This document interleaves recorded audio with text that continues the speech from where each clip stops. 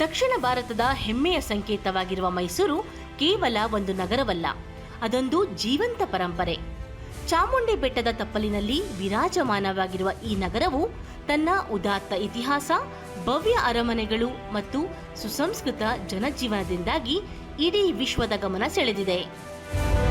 ಇಲ್ಲಿನ ಗಾಳಿಯಲ್ಲಿ ಶ್ರೀಗಂಧದ ಪರಿಮಳದ ಜೊತೆಗೆ ಜ್ಞಾನ ಮತ್ತು ಕಲೆಯ ಸುವಾಸನೆಯು ಮಿಳಿತವಾಗಿದೆ. ವಿಸ್ತಾರವಾದ ಹಸಿರು ಹೊದಿಕೆ, ವಿಶಾಲವಾದ ರಸ್ತೆಗಳು ಮತ್ತು ಸಾಂಪ್ರದಾಯಿಕ ಕಟ್ಟಡಗಳು ಮೈಸೂರಿಗೆ ಒಂದು ವಿಶಿಷ್ಟವಾದ ರಾಜಗಾಂಭೀರ್ಯವನ್ನು ತಂದುಕೊಟ್ಟಿವೆ.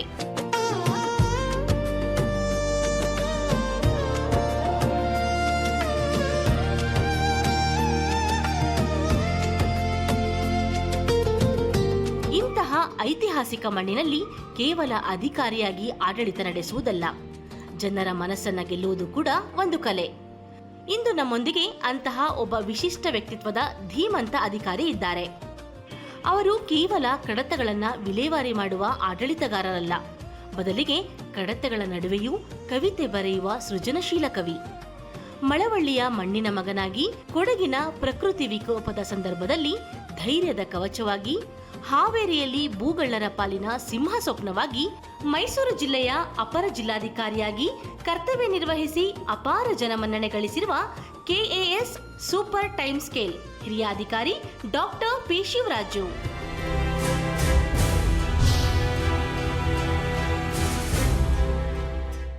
ವೀಕ್ಷಕರೇ, ಪ್ರತಿಯೊಬ್ಬರ ಎದೆಯಲ್ಲೂ ಕೂಡ ಹಣತೆ ಇರುತ್ತೆ. ಅದು ಬೆಳಕಾಗಬೇಕೇ ಹೊರತು ಬೆಂಕಿ ಆಗಬಾರ್ದು ಅಂತ ನಮ್ದಂಥವ್ರು. ಇವರಲ್ಲಿ ಒಬ್ಬ ಕವಿ ಇದ್ದಾನೆ. ಕವಿ ಹೃದಯ ಇರುವಂಥ ಅಧಿಕಾರಿ ಜನಸೇವೆಗೆ ಬಂದಾಗ ಹೇಗೆ ಜನಾನುರಾಗಿ ಆಗ್ಬೋದು ಅಂತ ತೋರಿಸ್ಕೊಟ್ಟಂಥವ್ರು. ಬನ್ನಿ ಕಾರ್ಯಕ್ರಮಕ್ಕೆ ಸ್ವಾಗತಿಸೋಣ. ಡಾಕ್ಟರ್ ಶಿವರಾಜ್ ಪಿ KS ಕಾರ್ಯಕ್ರಮಕ್ಕೆ ಸ್ವಾಗತ ಸರ್. ನಮಸ್ತೆ. ಇವತ್ತಿನ ಸಂದರ್ಶನವನ್ನು ಒಂದು ಕವಿತೆಯೊಂದಿಗೆ ಪ್ರಾರಂಭ ಮಾಡ್ಬೋದಾ? ಸಹೃದಯತೆಯಿಂದ ನನ್ನ ಬಗ್ಗೆ ಒಳ್ಳೆ ಮಾತಾಡಿದ್ದಕ್ಕೋಸ್ಕರ ತಮ್ಮೆಲ್ಲರಿಗೂ ಸಹ ನಾನು ಧನ್ಯವಾದಗಳನ್ನ ಅರ್ಪಿಸ್ತೇನೆ. ಒಂದು ಚಿಕ್ಕದಾದ ಒಂದು ಕವಿತೆಯೊಂದಿಗೆ ನಾವು ಶುರು ಮಾಡ್ತೇವೆ. ಕಣ್ಣಿದ್ದರೆ ಸಾಲದು ಕರುಣೆಯಿಂದ ಬವಣೆ ಕಾಣದ ನೋಟವಿದ್ದು ಕುರುಡರೆ, ಬುದ್ಧಿ ಇದ್ದರೂ ಸಾಲದು ಜಗದ ವ್ಯಾಧಿಗೆ ಮದ್ದು ಅರೆಯದ ಮುದ್ದು ಬುದ್ಧಿಯು ಪೆದ್ದನೆ, ಓದಿಕೊಂಡರೆ ಸಾಲದು ನಡೆನುಡಿಯಲ್ಲಿ ವಿನಯವಿರದ ವಿದ್ಯೆ ಕೂಡ ವ್ಯಾಧಿಯೇ, ದುಡ್ಡಿದ್ದರೆ ಸಾಲದು ದಣಿದ ಒಡಲ ತಣಿಸದಿರುವ ದುಡ್ಡು ಕೂಡ ದಂಡವೇ, ಬಳಗವಿರಲು ಸಾಲದು ಕೆಳಗೆ ಬಿದ್ದವನ ಮೇಲೆತ್ತದ ಬಂಧು ಬಳಗವು ಬಂದವೆ, ಪ್ರಾಣವಿದ್ದರೂ ಸಾಲದು ಸಕಲ ಪ್ರಾಣಿಗಳಲ್ಲಿ ಹಿತವ ಬಯಸದ ಪ್ರಾಣವಿದ್ದರೂ ನಿತ್ರಾಣವೇ. ಭಾಳ ಸಂತೋಷ ಆಯಿತು. ಮತ್ತು ತಮ್ಮ ಈ ಸಾಧನೆ, ಈ ಸೇವೆ ಎಲ್ಲ ನೋಡ್ತಾ ಇದ್ದರೆ ನಿಜಕ್ಕೂ ಕೂಡ ಇಂಥ ಅಧಿಕಾರಿ ಸಿಕ್ಕಿರೋದು ನಮ್ಮ ಸೌಭಾಗ್ಯದ ಭಾಳಷ್ಟು ಜನ ಭಾವಿಸ್ತಾರೆ. ಹಾಗೆ ಈ ಬಾರಿಯ ಮೈಸೂರು ದಸರಾ ಏನು 2025 ದಸರಾ ಆಯಿತು, ಅದು ಇನ್ನಷ್ಟು ಕಳೆಗಟ್ಟಬೇಕಂತ ಹೇಳಿದ್ರೆ ಮೈಸೂರು ದಸರಾಕ್ಕೆ ಸಿಕ್ಕಂತಹ ಥೀಮ್ ಸಾಂಗ್, ಆ ಥೀಮ್ ಸಾಂಗ್ನ ಸಾಹಿತ್ಯ ರಚನೆ ಮಾಡಿದ್ದು ತಾವೇ. ಸೊ ಅದ್ರ ಬಗ್ಗೆ ಹೇಳೋದು ಸರ್, ಭಾಳಷ್ಟು ವೈರಲ್ ಆಯಿತು. ಇವತ್ತು ಕೂಡ ನನ್ನ ಬಾಯಲ್ಲಿ ಗುನುಗುನುಗಿಸ್ತಾ ಇದೆ ಸರ್ ಅದು. ಹೌದು, ತಾವು ಹೇಳ್ತಾ ಇರೋದು ನಿಜ. ಇದು ನನ್ನ ಪಾಲಿಗೆ ಯಾವುದೋ ಜನ್ಮದ ಒಂದು ಸೌಭಾಗ್ಯ, ಒಂದು ಪುಣ್ಯ ಅಂತ ನಾನು ಭಾವಿಸ್ತೇನೆ. ಮೈಸೂರು ಜಿಲ್ಲೆಯ ಅಪರ ಜಿಲ್ಲಾಧಿಕಾರಿಯಾಗಿ ನಾನು ದಸರಾ ಉಪವಿಶೇಷಾಧಿಕಾರಿಯಾಗಿ ಕರ್ತವ್ಯ ನಿರ್ವಹಿಸಬೇಕಾದಾಗ ಸ್ವಾಗತ ಮತ್ತು ಆಮಂತ್ರಣ ಸಮಿತಿ ಅಂತ ಒಂದು ಕಮಿಟಿ ಇದೆ. ಸೊ ಅಲ್ಲಿ ನಾನು ಆಫೀಸರ್ ಆಗಿ ಕೆಲಸ ಮಾಡ್ತಾಯಿದ್ದೆ. ಮಾನ್ಯ ಜಿಲ್ಲಾಧಿಕಾರಿಗಳ ಒಂದು ಸಹಯೋಗದೊಂದಿಗೆ ಮತ್ತು ನಮ್ಮ ಜಿಲ್ಲಾ ಮಂತ್ರಿಗಳಿರ್ಬೋದು, ಮುಖ್ಯಮಂತ್ರಿಗಳಿರ್ಬೋದು, ಅವರೆಲ್ಲರ ಶುಭಾಶೀರ್ವಾದದೊಂದಿಗೆ ದಸರಾದಲ್ಲಿ ನೇರವಾಗಿ ನಾನು ನನ್ನ ಸೇವೆಯನ್ನು ಸಲ್ಲಿಸಲಿಕ್ಕೆ ಕಾರಣ ಆಯಿತು. ಮತ್ತು ದಸರಾ ಗೀತೆ, ಶೀರ್ಷಿಕೆ ಗೀತೆಯನ್ನು ನಾನೇ ಬರೀಬೇಕು ಅಂತ ಯಾಕೆ ಅಂದ್ಕೊಂಡೆ ಅಂದೆ, ಮೈಸೂರು ನನಗೆ ಸ್ವರ್ಗ ಸಮಾನವಾದಂತಹ ಒಂದು ಜಿಲ್ಲೆ. ನನ್ನ ತಾಯಿ ನೆಲವನ್ನು ನಾನು ಎಷ್ಟು ಪ್ರೀತಿಸ್ತೀನಿ ಅಂತ ಹೇಳಿದ್ರೆ, ನನ್ನ ಕನ್ನಡ ಭಾಷೆಯನ್ನು ಎಷ್ಟು ಪ್ರೀತಿಸ್ತೀನಿ ಅಂದರೆ ಅದನ್ನು ದಸರಾದಲ್ಲಿ ನಾನು ಅದನ್ನು ತೋರಿಸಲಿಕ್ಕೆ ಸಾಧ್ಯ ಆಗುತ್ತೆ ಅಂತ ನಾನು ಭಾವಿಸ್ತೇನೆ. ಸೊ ಅದರಿಂದ ದಸರಾ ಗೀತೆಯನ್ನು ನಾನು ಕಳೆದ 3 ವರ್ಷಗಳಲ್ಲಿ 3 ದಸರಾಗಳಲ್ಲೂ ಕೂಡ ಶೀರ್ಷಿಕೆ ಗೀತೆಯನ್ನು ನಾನೇ ರಚಿಸಿ ಸ್ವರ ಸಂಯೋಜನೆಯನ್ನು ಮಾಡಿಸಿ ಗಾಯಕರಿಂದ ಹಾಡಿಸಿ ನನ್ನ ಒಂದು ಕೊಡುಗೆಯನ್ನು ದಸರಾಗೆ ಕೊಟ್ಟಿದ್ದೆ. ಇದು ಕಳೆದ ಬಾರಿಯಲ್ಲಿ ರಾಜೇಶ್ ಕೃಷ್ಣನ್ ಸರ್ ಅದಕ್ಕೆ ಜೀವ ತುಂಬಿ ಹಾಡಿದ್ರಿಂದ ಅದು ಬಹಳಷ್ಟು ರೀತಿಯಲ್ಲಿ ವೈರಲ್ ಆಗಿತ್ತು. ಬಟ್ ನಾನು ಒಂದು ಹೇಳೋದಿಷ್ಟೇ, ತಾಯಿ ಚಾಮುಂಡೇಶ್ವರಿ ಆಶೀರ್ವಾದ ಮತ್ತು ಮೈಸೂರಿನ ಎಲ್ಲ ಸಹೃದಯರ ಒಂದು ಪ್ರೀತಿಯ ಮೇರೆಗೆ ಆ ಸಾಂಗ್ ಚೆನ್ನಾಗಿ ಬಂತು ಅಂತ ಹೇಳ್ತೇನೆ. ಕರುನಾಡ ಕರುಣೆಯ ಕಡಲಿನಲ್ಲಿ ಮೈಸೂರು ಮಮತೆಯ ಮಡಿಲಿನಲ್ಲಿ ಕರುನಾಡ ಕರುಣೆಯ ಕಡಲಿನಲ್ಲಿ ಮೈಸೂರು ಮಮತೆಯ ಮಡಿಲಿನಲ್ಲಿ ಕನ್ನಡದ ಸಂಭ್ರಮದ ನಾಡ ಹಬ್ಬ ನಾಡ ದೇವತೆಯ ಸಿರಿದ ಸದಾ ಹಬ್ಬ. ಇವೆಲ್ಲವನ್ನ ಹೆಂಗ್ ಸಹ ಪರಿಕಲ್ಪನೆ ಬಂತು ತೋರಿಸ್ಬೇಕು ಅಂತ ಹಾಡಿನ ಮೂಲಕ? ಹೌದು, ಇದು ಮೈಸೂರಿನ ಪ್ರತಿಯೊಬ್ಬರೂ ಸಹ ಇದು ಪರಂಪರೆಯ ನಗರ, ಕರ್ನಾಟಕದ ಸಾಂಸ್ಕೃತಿಕ ರಾಜಧಾನಿ. ಇಲ್ಲಿ ನೀವು ಯಾರನ್ನೇ ಕೇಳಿದ್ರೂ ಸಹ ಅವರಿಗೆ ಕಲೆ, ಸಾಹಿತ್ಯ, ಸಂಸ್ಕೃತಿಯ ಬಗ್ಗೆ ಅಪಾರವಾದ ಜ್ಞಾನ ಇರುತ್ತೆ. ಸೊ ಆ ನಿಟ್ಟಿನಲ್ಲಿ ನಾವು ಪಿಕ್ಚರೈಸೇಷನ್ ಅಷ್ಟೇ, ನೀವು ಮೈಸೂರನ್ನು ಪಿಕ್ಚರೈಸ್ ಮಾಡಬೇಕಂದ್ರೆ ಏನು ದೊಡ್ಡ ಸಾಹಸ ಏನಿಲ್ಲ. ನೀವು ಎಲ್ಲೇ ಕ್ಯಾಮ್ರಾ ಇಟ್ಟರೂ ಸಹ ಅದು ಅಷ್ಟೇ ಅದ್ಭುತವಾಗಿ ಕಾಣ್ತಕ್ಕಂಥ ನಗರ ಅಂದರೆ ಮೈಸೂರು ನಗರ. ಸೊ ಅದರಿಂದ ನಾವು ಮಹಾರಾಜರುಗಳಿಗೆ ಮತ್ತು ಇಲ್ಲಿರ್ತಕ್ಕಂಥ ಎಲ್ಲ ಸಹೃದಯರಿಗೆ ನಾನು ಕೃತಜ್ಞತೆಗಳನ್ನ ಅರ್ಪಿಸ್ತೇನೆ. ಸೊ ದಸರಾದಲ್ಲಿ ಇಷ್ಟೆಲ್ಲ ಒಂದು ಒಳ್ಳೆಯ ಹೆಸರನ್ನ ನನಗೆ ತಂದು ಕೊಡ್ತಲ್ಲ, ಆ ಮೈಸೂರಿಗೆ ನಾನು ಯಾವತ್ತೂ ಚಿರಋಣಿಯಾಗಿರ್ತೀನಿ ಅಂತ ನಾನು ಭಾವಿಸ್ತೇನೆ. ಸರ್, 400 ವರ್ಷಕ್ಕೂ ಹೆಚ್ಚು ಇತಿಹಾಸ ಇರುವಂಥ ಮೈಸೂರು ದಸರಾ ವಿಶ್ವವಿಖ್ಯಾತಿ ಅಂತ ಹೇಳ್ತಾರೆ, ಇಡೀ ವಿಶ್ವ ಜನ ಬರ್ತಾರೆ. ಆದರೆ ಈ ಬಾರಿ ಇನ್ನೊಂದು ವಿಶೇಷ ಅಂತ ಹೇಳಿದ್ರೆ, ಬೇರೆ ಬೇರೆ ದೇಶದ ರಾಯಭಾರ ಕಚೇರಿಗಳ ವಿದೇಶಿ ಗಣ್ಯರು ಬಂದಿದ್ದರು, ಅವರ ಆತಿಥ್ಯ ಕೊಡುವಂಥ ಜವಾಬ್ದಾರಿ ತಮಗೆ ಸಿಕ್ಕಿತ್ತು ಅನ್ನೋದು. ಹೌದು, ನಾನು ಅದನ್ನೇ ನನ್ನ ಮತ್ತೊಂದು ಕೃತಾರ್ಥ ಭಾವದಿಂದ ಹೇಳ್ತೇನೆ. ಸನ್ಮಾನ್ಯ ನಮ್ಮ ಕರ್ನಾಟಕ ರಾಜ್ಯದ ಮುಖ್ಯ ಕಾರ್ಯದರ್ಶಿಗಳಾದ ಡಾಕ್ಟರ್ ಶಾಲಿನಿ ರಜನೀಶ್ ಮೇಡಮ್ ಅವರನ್ನು ಈ ಸಂದರ್ಭದಲ್ಲಿ ನಾನು ನೆನೆಸ್ಕೋಬೇಕು. ಅವರು ನಮ್ಮ ಮೇಲೆ ಅಪಾರವಾದ ನಂಬಿಕೆಯನ್ನು ಇಟ್ಟು ಆ ಒಂದು ಗುರುತರ ಜವಾಬ್ದಾರಿಯನ್ನು ನಮಗೆ ವಹಿಸಿದರು. ಮನೆ ಜಿಲ್ಲಾಧಿಕಾರಿಗಳು ಸಹ ನನ್ನ ಮೇಲೆ ಅಪಾರವಾದ ನಂಬಿಕೆ ಇಟ್ಟು ಆ ಕಾರ್ಯವನ್ನು ವಹಿಸಿದರು. ನಾನು ನೋಡಲ್ ಅಧಿಕಾರಿಯಾಗಿ ದೇಶ ವಿದೇಶಗಳಿಂದ ಬಂದಿದ್ದಂತಹ ಎಲ್ಲ ಕಾನ್ಸುಲೇಟ್ಗಳು, ಯಾವ ದೇಶದಿಂದ ಬಂದಿದ್ದು ಸರ್? ಸೊ ವೆನಿಜುವೆಲಾ, ಆ ಥರದ ಆಸ್ಟ್ರೇಲಿಯಾ ಎಲ್ಲ ಕಡೆಯಿಂದ ಬಂದಿದ್ದರು. ಸೊ ನನಗೆ ಒಂದು ಏನು ಭಾವನೆ ಬಂತಂದರೆ, ನಾವು ಬೇರೆ ಒಂದು ವಿದೇಶಗಳಿಂದ ಬರೋರನ್ನು ನಮ್ಮವರು ಅಂತ ತಿಳ್ಕೊಂಡು ನಮ್ಮ ಸಂಸ್ಕೃತಿಯ ಅನಾವರಣವನ್ನು, ನಮ್ಮ ಸಂಸ್ಕೃತಿಯ ಪರಿಚಯವನ್ನು ಅವ್ರಿಗೆ ಮಾಡಿಕೊಡ್ತೀವಲ್ಲ, ಅದು ಬಹಳಷ್ಟು ಒಳ್ಳೆಯ ರೀತಿ ನನಗೆ ಅನ್ನಿಸ್ತು. ನಾವು ಹೇಳ್ತೀವಿ ಅತಿಥಿ ದೇವೋಭವ ಅಂತೇಳಿ. ಸೊ ನಿಜವಾದ ದೇವರುಗಳು ಯಾರು ಅಂದರೆ, ನಮ್ಮ ಊರಿಗೆ ಯಾರು ಅತಿಥಿಗಳು ಬರ್ತಾರೆ ಅವ್ರನ್ನ ಅದೇ ರೀತಿ ಒಂದು ವಿಶೇಷ ಗೌರವದಿಂದ ಅವ್ರನ್ನ ಸ್ವೀಕಾರ ಮಾಡಿ ಅವರಿಗೆ ಸೇವೆಯನ್ನು ಸಲ್ಲಿಸಿದಾಗ ಅವರು ಅವರ ದೇಶಗಳಲ್ಲಿ ಹೋಗಿ ನಮ್ಮ ನಾಡಿನ ಬಗ್ಗೆ, ನಮ್ಮ ಸಂಸ್ಕೃತಿಯ ಬಗ್ಗೆ ಒಳ್ಳೆಯ ಮೆಚ್ಚುಗೆಯ ನುಡಿಗಳನ್ನು ಆಡ್ತಾರೆ. ತಾವು ಕಳೆದ ದಸರಾದಲ್ಲಿ ನೋಡೋದೇ ಆದರೆ, ನಮ್ಮ ವಿದೇಶಗಳಿಂದ ಬಂದ ಕಾನ್ಸುಲೇಟ್ಗಳು ಅವರ ಒಂದು ಎಕ್ಸ್ ಖಾತೆಗಳಲ್ಲಿ, ಅವರ ಒಂದು ವೆಬ್ಸೈಟ್ಗಳಲ್ಲಿ, ಅವರ ದೇಶದ ವೆಬ್ಸೈಟ್ಗಳಲ್ಲಿ ನಮ್ಮ ಮೈಸೂರಿನ ಒಂದು ಹಿರಿಮೆ ಗರಿಮೆಯನ್ನು ಅವರು ಹೊಗಳ್ತಾ ಇದ್ದರು. ಸೊ ಅದಕ್ಕಿಂತ ಕೃತಾರ್ಥವಾದಂತಹ ಸೇವೆ ಇನ್ಯಾವುದೂ ಇಲ್ಲ. ಸೊ ಅದರಿಂದ ಸನ್ಮಾನ್ಯ ಮುಖ್ಯ ಕಾರ್ಯದರ್ಶಿಗಳು ಸಹ ನನಗೆ ಪ್ರಶಂಸಾ ಪತ್ರವನ್ನು ಕೊಟ್ಟರು. ಸೊ ನನಗನ್ಸುತ್ತೆ ನನ್ನ ಜೀವನದಲ್ಲಿ ಅದಕ್ಕಿಂತ ದೊಡ್ಡ ಪ್ರಶಸ್ತಿ ಇನ್ಯಾವುದೂ ಇಲ್ಲ ಅಂಥೇಳಿ. ಹೌದು, ಅವ್ರಿಗೆ ಮೈಸೂರು ಅರಮನೆ ತೋರಿಸ್ತೀರಾ, ಅಂಬಾವಿಲಾಸ ಅರಮನೆ, ಚಾಮುಂಡಿ ಬೆಟ್ಟ, ಮೈಸೂರಲ್ಲಿ ಏನೆಲ್ಲ ಪ್ರೇಕ್ಷಣೀಯ ಸ್ಥಳಗಳಿದೆ ಅವೆಲ್ಲವನ್ನು ಕೂಡ ತೋರಿಸ್ಕೊಂಬರ್ತೀರಾ. ಅದು ಜಗತ್ತಿಗೆ ಪ್ರಚುರವಾಗಿದೆ. ಹೌದು, ಅದು ಮೈಸೂರನ್ನು ತೋರಿಸೋದು ಅಂತಲ್ಲ, ಅದು ನನ್ನ ಕರ್ತವ್ಯ. ಮತ್ತು ನಾನು ಹೇಳಿದಾಗೆ ಮೈಸೂರಲ್ಲಿ ಎಲ್ಲೇ ನೋಡಿದ್ರೂ ಸಹ ನಾವು ಪ್ರೇಕ್ಷಣೀಯ ಸ್ಥಳಗಳೇ, ಪ್ರತಿಯೊಂದು ಸಹ ಪ್ರೇಕ್ಷಣೀಯ ಸ್ಥಳಗಳೇ. ಅದರಿಂದ ನಾನು ಈಗಲೂ ಸಹ ಈ ಒಂದು ಕಾರ್ಯಕ್ರಮದ ಮೂಲಕ ದೇಶ ವಿದೇಶದಲ್ಲಿರ್ತಕ್ಕಂಥ ಎಲ್ಲ ಕನ್ನಡಿಗರಿಗೆ ಕೇಳ್ತೇನೆ, ನೀವೆಲ್ಲರೂ ಸಹ ಕರ್ನಾಟಕಕ್ಕೆ ಭೇಟಿ ಕೊಟ್ಟಾಗ ಕಡ್ಡಾಯವಾಗಿ ಮೈಸೂರಿಗೆ ಭೇಟಿ ಕೊಡಿ. ನಿಮ್ಮ ಪರಂಪರೆಯನ್ನು ಅದು ಕನ್ನಡೀಕರಿಸುತ್ತೆ, ಪ್ರತಿಬಿಂಬವನ್ನು ನಿಮಗೆ ತೋರಿಸುತ್ತೆ ಅಂತ ಹೇಳಲಿಕ್ಕೆ ಇಷ್ಟಪಡ್ತೇನೆ. ಸರ್, ತಮ್ಮ ಲೈಫನ್ನು ಒಂದ್ಸರಿ ರಿವೈಂಡ್ ಮಾಡಿ ನೋಡೋದಾದರೆ ತಮ್ಮ ಬಾಲ್ಯದ ಜೀವನದ ಬಗ್ಗೆ ಮೆಲುಕು ಹಾಕ್ಬೋದಾ? ಅದು ಬಹಳ ಸುಂದರವಾದಂತಹ ಕ್ಷಣ ಅಂತ ನಾನು ಭಾವಿಸ್ತೇನೆ. ನನ್ನ ಹುಟ್ಟೂರು ಬಂದುಬಿಟ್ಟು ಮಂಡ್ಯ ಜಿಲ್ಲೆಯ ಮಳವಳ್ಳಿ ತಾಲೂಕಿನ ಪುರಿಗಾಲಿ ಅನ್ನೋ ಒಂದು ಗ್ರಾಮ. ಸೊ ಒಂದು ಪ್ರಕೃತಿಯ ಮಡಿಲಲ್ಲಿ ಇರ್ತಕ್ಕಂತಹ ಸುಸಂಸ್ಕೃತ ಜನರು ವಾಸ ಮಾಡ್ತಕ್ಕಂತಹ ಮತ್ತು ಅಷ್ಟೇ ಸುಸಂಸ್ಕೃತವಾದ ಒಂದು ಫ್ಯಾಮಿಲಿ. ಸೊ ಅಲ್ಲಿ ನಮ್ಮ ತಂದೆ ಹೆಸರು ಶಿವಪ್ರಕಾಶ್ ಅಂತೇಳಿ, ನಮ್ಮ ತಾಯಿ ಚಂದ್ರಕಲಾ ಅಂತೇಳಿ. ಅವರಿಗೆ ನಾನು ಮೊದಲನೆಯ ಮಗ, ನನ್ನ ತಮ್ಮ ಅಭಿಷೇಕ್ ಅಂತ ಇನ್ನೊಬ್ಬರಿದ್ದಾರೆ. ಸೊ ನನಗೆ ಬಾಲ್ಯದಲ್ಲಿ ಪುರಿಗಾಲಿನಲ್ಲಿ ಹೆಚ್ಚು ಸಮಯವನ್ನು ಕಳೀಲಿಕ್ಕೆ ಆಗಲಿಲ್ಲ. ಯಾಕೆ ಅಂತ ಹೇಳಿದ್ರೆ, ನಮ್ಮ ತಾತ ಇದ್ದರು, ನನ್ನ ತಾಯಿಯ ತಂದೆ. ಅವರು ನನಗೆ ಯಾವತ್ತೂ ಸಹ ದೈವ ಸ್ವರೂಪಿಗಳು ಅಂತ ಹೇಳಲಿಕ್ಕೆ ಇಷ್ಟಪಡ್ತೇನೆ. ಅವರು ತಮ್ಮ ಕುಟುಂಬಕ್ಕೆ ನನ್ನನ್ನು ದತ್ತು ತಗೊಂಡ ಹಾಗೆ, ಅವರ ಮೊಮ್ಮಗ ಆಗಿದ್ದರೂ ಸಹ ಅವರು ನನ್ನನ್ನು ತಮ್ಮ ಮಗನ ಥರನೇ ಸಾಕ್ಕೊಂಡು ಅವರ ಊರಿನಲ್ಲಿ ಇರಿಸಿದರು. ಆ ಊರು ಬಂದುಬಿಟ್ಟು ಮಳವಳ್ಳಿ ತಾಲೂಕಿನ ಕುಂದೂರು ಗ್ರಾಮ. ಅದು ಎಷ್ಟು ಪವಾಡ ಸದೃಶವಾದಂತಹ ಊರು ಅಂತ ಹೇಳಿದ್ರೆ, ಅಲ್ಲಿ ನಾವೇನು ಸಿದ್ದಪ್ಪಾಜಿ, ರಾಚಪ್ಪಾಜಿ, ಮಂಟೇಸ್ವಾಮಿಯವ್ರದ್ದು ಒಂದು ಕಥೆಗಳನ್ನು ಕೇಳ್ತೇವೆ. ಆ ಕುಂದೂರು ಬೆಟ್ಟ ಇರೋದು ಅಲ್ಲೇ. ರಸಸಿದ್ದೇಶ್ವರರು ಎಲ್ಲೆಲ್ಲ ಇದ್ದರು, ಆ ಕಾಳಿಂಗ ಗವಿ ಇತ್ತು ಅಂತೆಲ್ಲ ನಾವು ಕೇಳ್ತೇವೆ. ಆ ಒಂದು ಸುಪ್ರಸಿದ್ಧವಾದಂತಹ ಬೆಟ್ಟ ಇದೆ. ಸೊ ಆ ಊರಿನಲ್ಲಿ ನನ್ನ ಒಂದು ವಿದ್ಯಾಭ್ಯಾಸ ಆಗುತ್ತೆ. ಅಲ್ಲಿ ನಮ್ಮ ತಾತನವರು ನಮಗೆ ಆಶ್ರಯವನ್ನು ಕೊಟ್ಟು ಒಂದು ಸನ್ಮಾರ್ಗದಲ್ಲಿ ನಡೆಸಲಿಕ್ಕೆ ಒಂದು ಗೈಡ್ ಮಾಡಿದ್ದಾರೆ. ಸೊ ಅವರನ್ನೆಲ್ಲ ನಾನು ಇವಾಗ ನೆನೆಸ್ಕೋತೇನೆ. ತಮಗೆ KS ಅಧಿಕಾರಿ ಆಗಬೇಕು ಅನ್ನೋ ಕನಸು ಹುಟ್ಟಿದ್ದು ಯಾವಾಗ? ಇದು ಹೇಗೆ ಅಂತ ಹೇಳಿದ್ರೆ ನನಗೆ ಚಿಕ್ಕ ವಯಸ್ಸಿಂದನೂ ಸಹ ಓದಿನ ಬಗ್ಗೆ ಅಪಾರವಾದ ಆಸಕ್ತಿ. ಯಾಕೆ ಅಂತ ಹೇಳಿದ್ರೆ ತಮಗೆ ಗೊತ್ತಿದೆ, ನಮಗೆ ಬೇರೆ ಇನ್ಯಾವುದೇ ತರಹದ ಒಂದು ಡಿವಿಯೇಷನ್ಗಳು ಇಲ್ಲದೇ ಇದ್ದಾಗ ಮತ್ತು ಬಹಳ ಹಳ್ಳಿ ಪ್ರದೇಶ, ಗ್ರಾಮೀಣ ಪ್ರದೇಶ, ಅಲ್ಲಿ ಬಸ್ಸು ಸಹ ಇರೋದಿಲ್ಲ, ನಮಗೆ ಕರೆಂಟ್ ಸಹ ಅಷ್ಟು ಇರೋದಿಲ್ಲ ಅಂದಾಗ ನಮಗೆ ಡಿವಿಯೇಷನ್ಸ್ಗಳು ಕಡಿಮೆ. ಮತ್ತು ನಮ್ಮ ತಾತ ಸ್ವತಃ ಅವರು ಶಿಕ್ಷಕರಾಗಿದ್ದರು, ಅವರು ರಿಟೈರ್ಡ್ ಶಿಕ್ಷಕರಾಗಿ ಇದ್ದಾಗ ಸೊ ಅವ್ರನ್ನ ನೋಡಿ ನಾನು ಭಾಳ ಖುಷಿಪಟ್ಟಿದ್ದೆ. ಆ್ಯಕ್ಚುಲಿ ನನಗೆ ಚಿಕ್ಕ ವಯಸ್ಸಲ್ಲಿ ಇದ್ದಾಗ ಶಿಕ್ಷಕನಾಗಬೇಕು ಅಂತ ಭಾಳ ಆಸೆ, ಯಾಕೆಂದರೆ ನಮ್ಮ ತಾತನ ಥರ ನಾನು ಆಗಬೇಕಂತೇಳಿ. ಸೊ ಆ ನಿಟ್ಟಿನಲ್ಲಿ ನಾನು ಶಿಕ್ಷಕನೂ ಸಹ ಆಗಿದ್ದೆ ಒಂದು 7 ವರ್ಷಗಳ ಕಾಲ. ಸೊ ನನಗೆ ವಿದ್ಯಾಭ್ಯಾಸ ಮಾಡಿದ್ರೆ ಜೀವನ ಕಟ್ಕೋಬೋದು ಅಂತೇಳಿ ತೋರಿಸ್ಕೊಟ್ಟಿದ್ದೆ ನಮ್ಮ ತಾತನವರು. ಸೊ ಅದರಿಂದ ನಾನು ಇವತ್ತು ಸಹ ಈ ಕಾರ್ಯಕ್ರಮದ ಮೂಲಕ ನೋಡ್ತಾ ಇರ್ತಕ್ಕಂಥ ಎಲ್ಲ ವೀಕ್ಷಕರಿಗೆ ಒಂದೇ ಒಂದು ಮಾತು ಹೇಳ್ತೇನೆ, ನೀವು ಶಿಕ್ಷಣವನ್ನು ನಂಬಿ ನಿಮ್ಮ ಮಕ್ಕಳಿಗೆ ಶಿಕ್ಷಣ ಕೊಡಿ, ಅಥವಾ ನೀವು ಚಿಕ್ಕ ಮಕ್ಕಳಾಗಿದ್ದರೆ ನೀವು ಶಿಕ್ಷಣವನ್ನು ನಂಬಿ ಮುನ್ನಡೆಯಿರಿ, ನಿಮ್ಮ ಜೀವನ ಯಾವತ್ತೂ ಚೆನ್ನಾಗಾಗುತ್ತೆ ಅಂತ ಹೇಳ್ತೇನೆ. ಸೊ ಶಿಕ್ಷಣದ ಬಗ್ಗೆ ಭಾಳ ಒಲಿಟ್ಕೊಂಡಿದ್ರಿ, ಹಾಗಾಗಿ ಸ್ಪರ್ಧಾತ್ಮಕ ಪರೀಕ್ಷೆ ತಮಗೆ ಕಬ್ಬಿಣದ ಕಡಲೆ ಆಗಲೇ ಇಲ್ಲ. ಹಾಗೆ ಓದ್ತಾ ಓದ್ತಾ ತಮ್ಮ ಹುಟ್ಟೂರಿನ ಬಗ್ಗೆ, ಮಳವಳ್ಳಿಯ ಸುತ್ತಮುತ್ತಲ ಇರೋ ವಿಷಯಗಳು, ಊರುಗಳ ಬಗ್ಗೆ, ಆ ನಾಮ ವಿಶೇಷಗಳ ಬಗ್ಗೆ PhD ಪದವಿ ಕೂಡ ಮಾಡ್ತೀರಾ. ಇದು ಹೇಗೆ ಪ್ರೇರಣೆ ಸಿಕ್ಕಿತ್ತು ತಮಗೆ?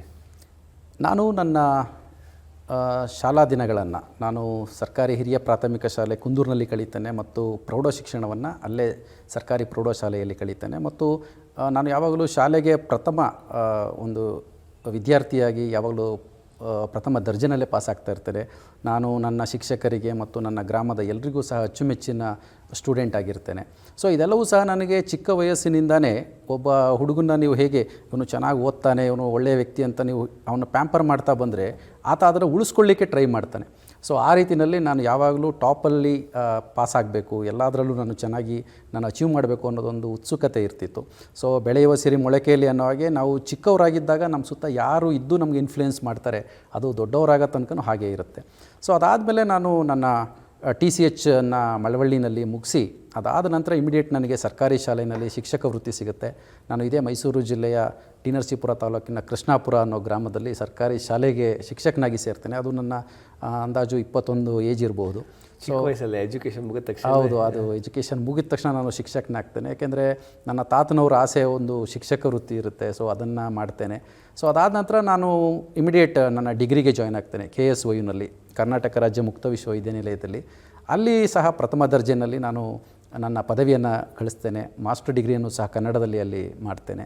ಅದಾದ ನಂತರ 2010ನಲ್ಲಿ UGC ನೆಟ್ ಪರೀಕ್ಷೆಯನ್ನು ಸಹ ಇಮಿಡಿಯೇಟ್ ಅದಾದ ನಂತರ ಪಾಸ್ ಮಾಡ್ತೇನೆ. ಸೊ ಆವಾಗ ಹೇಗಿರುತ್ತೆ ಅಂದರೆ ನಾನು ಬಹಳಷ್ಟು ಅಧ್ಯಯನಶೀಲನಾಗಿರೋದ್ರಿಂದ ಒಂದು ಒಳ್ಳೆಯ ರೀತಿಯಲ್ಲಿ ಎಲ್ಲ ವಿದ್ಯಾರ್ಜನೆ ಪಡ್ಕೊಂಡಿದ್ದೆ. 2010ರಲ್ಲಿ KS ನೋಟಿಫಿಕೇಷನ್ ಆಗುತ್ತೆ. ಸೊ ಅದು ನನಗೆ ಮೊದಲ KS ಒಂದು ಅಟೆಂಪ್ಟ್. ಸೊ ಮೊದಲನೇ ಪ್ರಯತ್ನದಲ್ಲಿ ನಾನು KS ಬರೆದಾಗ ನನಗೆ ಇಡೀ ರಾಜ್ಯದಲ್ಲಿ 10ನೇ ರ್ಯಾಂಕ್ ಬರ್ತೇನೆ. ಸೊ ಸ್ಟೇಟ್ಗೆ ಮೊದಲ ಪ್ರಯತ್ನದಲ್ಲಿ, ಅದು ಡಿಗ್ರಿಯನ್ನು ನಾನು ಕಾಲೇಜ್ಗೆ ಹೋಗಿ ಮಾಡಿಲ್ಲ, ಅದು ಕರೆಸ್ಪಾಂಡೆನ್ಸ್. ಮತ್ತು ಫಸ್ಟ್ ಅಟೆಂಪ್ಟ್ನಲ್ಲೇ ಆಮೇಲೆ ಯಾವುದು ಕೋಚಿಂಗ್ಗಳಿಗೆ ನಾನು ಸೇರಿರಲಿಲ್ಲ. ಸೊ ಇಷ್ಟೆಲ್ಲ ಹರ್ಡಲ್ಸ್ಗಳ ಮಧ್ಯೆ ನನಗೂ ಒಂದು ಕ್ವೆಶ್ಚನ್ ಮಾರ್ಕ್ ಇತ್ತು, ನಾನು ಹೇಗೆ ಇದರಲ್ಲಿ ಸಫಲನಾಗ್ತೀನಿ ಅಂತೇಳಿ. ಸೊ ಬಟ್ ನಾನು ಒಂದಂತೂ ಹೇಳ್ತೇನೆ, ಎಲ್ಲ ಕಾರ್ಯಕ್ರಮ ವೀಕ್ಷಣೆ ಮಾಡ್ತಾ ಇರತಕ್ಕಂಥ ವಿದ್ಯಾರ್ಜನೆ ಮಾಡ್ತಕ್ಕಂಥ ಮಕ್ಕಳಿಗೆ ಇರ್ಬೋದು, ಕಾಲೇಜ್ ಓದ್ತಾ ಇರ್ತಕ್ಕಂಥ ಮಕ್ಕಳಿರ್ಬೋದು ಅಥವಾ ಪೋಷಕರೇ ಇರ್ಬೋದು, ನಿಮಗೆ ಹೇಳೋದಿಷ್ಟೇ, ಯಾವುದೇ ಡಿಗ್ರಿಯನ್ನು ನೀವು ಕಾಲೇಜಲ್ಲಿ ಹೋಗಿ ಮಾಡಿ ಅಥವಾ ಕರೆಸ್ಪಾಂಡೆನ್ಸ್ ಮಾಡಿ, ನಿಮ್ಮ ಉತ್ಸುಕತೆ ವಿದ್ಯಾರ್ಜನೆಯ ಬಗ್ಗೆ ಇದ್ದಾಗ ನೀವು ಏನನ್ನು ಕಲಿತೀರಿ. ನೀವು ಟ್ಯೂಷನ್ಗೆ ಸೇರಬೇಕು ಅಂತ ಇಲ್ಲ, ನೀವು ಟ್ಯೂಷನ್ಗೆ ಹೋಗದೇ ಇದ್ರೂ ಸಹ ನೀವು KS ಪಾಸ್ ಆಗ್ಬೋದು. ಮತ್ತು ಮೊದಲನೇ ಅಟೆಂಪ್ಟಲ್ಲೇ ಒಬ್ಬ ಡಿಗ್ರಿಯನ್ನು ಕರೆಸ್ಪಾಂಡೆನ್ಸ್ ಮಾಡಿದಂತಹ ವ್ಯಕ್ತಿ ಮೊದಲನೇ ಅಟೆಂಪ್ಟಲ್ಲಿ 10ನೇ ರ್ಯಾಂಕ್ ಪಡಿತಾರೆ ಅಂತ ಹೇಳಿದ್ರೆ ಇದು ಒಂದು ನಿಮಗೆ ಎಕ್ಸಾಂಪಲ್. ನೀವು ನನ್ನ ಹಾಗೇ ಎಲ್ಲ ಪ್ರಯತ್ನಗಳಲ್ಲೂ ಸಫಲರಾಗಬೇಕು ಅಂತ ಹೇಳಿದ್ರೆ ವಿದ್ಯಾರ್ಜನೆಯಲ್ಲಿ ನಿಮ್ಮನ್ನು ನೀವು ಭಾಳ ಶ್ರದ್ಧೆಯಿಂದ ತೊಡಗಿಸ್ಕೊಂಡ್ರೆ ಒಂದಷ್ಟು ತ್ಯಾಗವನ್ನು ಮಾಡಬೇಕಾಗುತ್ತೆ. ಅದು ಸಣ್ಣ ತ್ಯಾಗ ಅಂತ ಹೇಳಿದ್ರೆ ನಿಮ್ಮ ಸಮಯವನ್ನು ಓದಿಗಾಗಿ ಮೀಸಲಿಡಬೇಕಾಗುತ್ತೆ, ನಿಮ್ಮ ಅಡ್ಡದಾರಿಗಳಿಗೆ ಹೋಗ್ತಕ್ಕಂಥ ಅವಕಾಶಗಳನ್ನ ನೀವು ತ್ಯಜಿಸಬೇಕಾಗುತ್ತೆ. ಇಷ್ಟು ಮಾಡಿಕೊಂಡ್ರೆ ನಿಮ್ಮ ಮನಸ್ಸನ್ನು ನೀವು ಪರಿಶುದ್ಧವಾಗಿ ಇಟ್ಕೊಂಡಿದ್ರೆ ಸಫಲತೆ ನಿಮಗೆ ಸಿಗುತ್ತೆ ಅಂತ ಹೇಳಲಿಕ್ಕೆ ಇಷ್ಟಪಡ್ತೇನೆ. PhD ಮಾಡಬೇಕು, ಸಂಶೋಧನೆ ಮಾಡಬೇಕು ಅಂತ ಯಾಕೆ ಅನ್ನಿಸ್ತು? ಇದು ಒಂದು ಒಳ್ಳೆಯ ಪ್ರಶ್ನೆಯನ್ನು ಕೇಳಿದ್ದೀರಿ. ಯಾವಾಗಲೂ ವಿದ್ಯೆಗೆ ಒಂದು ಡೆಡ್ಲೈನ್ ಅಂತ ಇರೋದಿಲ್ಲ, ಒಂದು ಡೆಡ್ ಎಂಡ್ ಅಂತ ಇರೋದಿಲ್ಲ. KS ಪರೀಕ್ಷೆ ಅದು ನನ್ನ ಕನಸಿನ ಒಂದು ಪ್ರೊಫೆಷನ್ ಆಗಿತ್ತು. ಅದನ್ನು ನಾನು ಒಂದು ಶ್ರದ್ಧೆಯಿಂದ ಕಷ್ಟಪಟ್ಟು ಅದನ್ನು ಗಳಿಸಿದೆ. ಆದರೆ ಅದಾದ ಮೇಲೆ ಏನಾಗುತ್ತೆ, ನಮ್ಮನ್ನು ನಾವು ಹೊರೆ ಹಚ್ಕೊಳ್ಳಿಲ್ಲ ಅಂತ ಹೇಳಿದ್ರೆ, ನಮ್ಮ ವಿದ್ಯಾರ್ಜನೆಯನ್ನು ನಾವು ಅಪ್ಡೇಟ್ ಮಾಡ್ಕೊಳ್ಳಿಲ್ಲ ಅಂತ ಹೇಳಿದ್ರೆ ಈ ಜಗತ್ತು ನಮಗಿಂತ ಇನ್ನೂ ಫಾಸ್ಟಾಗಿ ಮುಂದೆ ಹೊರಟೋಗುತ್ತೆ. ಸೊ ನಾನು KS ಮಾಡಿದ್ದೀನಿ 2010ರಲ್ಲಿ ಅಂದ್ಬಿಟ್ಟು 2025 ಆದರೂ ನಾನು ಅದನ್ನೇ ಒಂದು ಸಾಧನೆ ಮಾಡಿದ್ದೀನಿ ಅಂತ ಕೂತ್ಕೊಂಡ್ರೆ ನನ್ನಷ್ಟು ಮುಟ್ಟಾಳ ಯಾರೂ ಇರೋದಿಲ್ಲ. ಯಾಕೆಂದರೆ ಜಗತ್ತು ಇವತ್ತು ಹೇಗೆ ಸ್ಪರ್ಧಾತ್ಮಕವಾಗಿ ಮುಂದುವರಿತಾ ಇದೆ ಅಂತ ಹೇಳಿದ್ರೆ ಅದು ನನಗಿಂತ ಇನ್ನೂ 2 ಅಥವಾ 3 ಪಟ್ಟು ಮುಂದೆ ಹೋಗ್ತಾ ಇರುತ್ತೆ. ಸೊ ಆ ನಿಟ್ಟಿನಲ್ಲಿ ಈ ಸ್ಪರ್ಧಾತ್ಮಕ ಯುಗದಲ್ಲಿ ನಾವು ಎಷ್ಟು ನಮ್ಮ ವಿದ್ಯಾರ್ಜನೆಯನ್ನು ಸಾಣೆ ಹಿಡಿತೀವಿ, ನಮ್ಮ ಇನ್ನೂ ನಾಲೆಡ್ಜನ್ನು ಒಂದು ಎನ್ರಿಚ್ ಮಾಡ್ಕೋತೀವಿ, ಅದು ನಮಗೆ ಒಳ್ಳೆಯದಾಗುತ್ತೆ. ಸೊ ಆ ನಿಟ್ಟಿನಲ್ಲಿ ನಾನು ಕರ್ನಾಟಕ ಮೈಸೂರು ಯೂನಿವರ್ಸಿಟಿ ಏನಿದೆ, ಸೊ ಇಲ್ಲಿ ನಾನು ನಮ್ಮ ಮಂಡ್ಯ ಜಿಲ್ಲೆಯ ಮಳವಳ್ಳಿ ತಾಲೂಕಿನ ಸ್ಥಳನಾಮಗಳ ಸಾಂಸ್ಕೃತಿಕ ಅಧ್ಯಯನ, ಅದು ನನಗೆ ಭಾಳ ಇಷ್ಟವಾದ ಸಬ್ಜೆಕ್ಟ್. ಯಾಕೆ ಅಂತ ಹೇಳಿದ್ರೆ ನಾನು ಹುಟ್ಟಿ ಬೆಳೆದಂತಹ ನನ್ನೂರು ಏನಿದೆ, ನನ್ನ ತಾಲೂಕೇನಿದೆ, ಅಲ್ಲಿಯ ಎಲ್ಲ ಹಳ್ಳಿಗಳ ನಾಮಗಳು ಅಂದರೆ ಸ್ಥಳನಾಮಗಳು, ಅದರ ಹೆಸರು ಹೇಗೆ ಆರಿಜಿನ್ ಆಯಿತು, ಯಾವ ಶಾಸನಗಳಲ್ಲಿ ಯಾವ ಯಾವ ಹೆಸರುಗಳು ನಮೂದಾಗಿದೆ ಮತ್ತು ಅದರ ಹಿನ್ನೆಲೆ ಏನು, ಅದಕ್ಕೊಂದು ಸ್ಥಳ ಪುರಾಣ ಇರುತ್ತೆ, ಅದು ಏನಿದೆ, ಇದನ್ನೆಲ್ಲ ರಿಸರ್ಚ್ ಮಾಡಿದಾಗ ನನಗೆ ಅನ್ನಿಸ್ತು ನಾನು ಹುಟ್ಟಿದಂತಹ ನನ್ನ ಒಂದು ನಾಡು ಇರ್ಬೋದು, ನನ್ನ ಜಾಗ ಇರ್ಬೋದು, ನನ್ನ ಊರಿರ್ಬೋದು, ಅದರ ಹಿನ್ನೆಲೆಯನ್ನು ತಿಳ್ಕೊಂಡಲ್ಲ ಅಂತೇಳಿ ಒಂದು ಸಮಾಧಾನ, ತೃಪ್ತಿ ಇದೆ. ಅದರ ಜೊತೆಗೆ ಆ ಒಂದು ಥೀಸಿಸು ಸಹ ನಾನು ವಿಮರ್ಶಕರಿಂದ ನಾನು ಕೇಳ್ಪಟ್ಟ ಹಾಗೆ ಭಾಳಷ್ಟು ಚೆನ್ನಾಗಿ ಬಂದಿದೆ ಅಂತ ಅದು ಒಂದು ವಿಮರ್ಶೆ ಬಂದಿದೆ. ಅದು ನನಗೆ ಸಕ್ಸಸ್ಸನ್ನು ತಂದುಕೊಡ್ತು. ನಾನು ಕೇಳ್ಕೊಳ್ಳೋದಿಷ್ಟೇ, ಯಾರು ನೀವು ಏನೇ ಡಿಗ್ರಿ ಮಾಡಿ, ಮಾಸ್ಟರ್ ಡಿಗ್ರಿ ಮಾಡಿ, ಏನೇ ಒಂದು ಕೆಲಸಕ್ಕೆ ಸೇರಿ ಅದಾದ ನಂತರನೂ ಸಹ ನೀವು ಜ್ಞಾನಾರ್ಜನೆಗೋಸ್ಕರ ಇನ್ನೂ ಹೆಚ್ಚಿನ ವಿದ್ಯಾಭ್ಯಾಸಗಳನ್ನು ಮಾಡ್ತಾ ಇದ್ದಷ್ಟು ನಿಮ್ಮ ವಿದ್ಯಾರ್ಜನೆ, ನಿಮ್ಮ ಜ್ಞಾನದ ಮಟ್ಟ ಇನ್ನೂ ಹೆಚ್ಚುತ್ತೆ.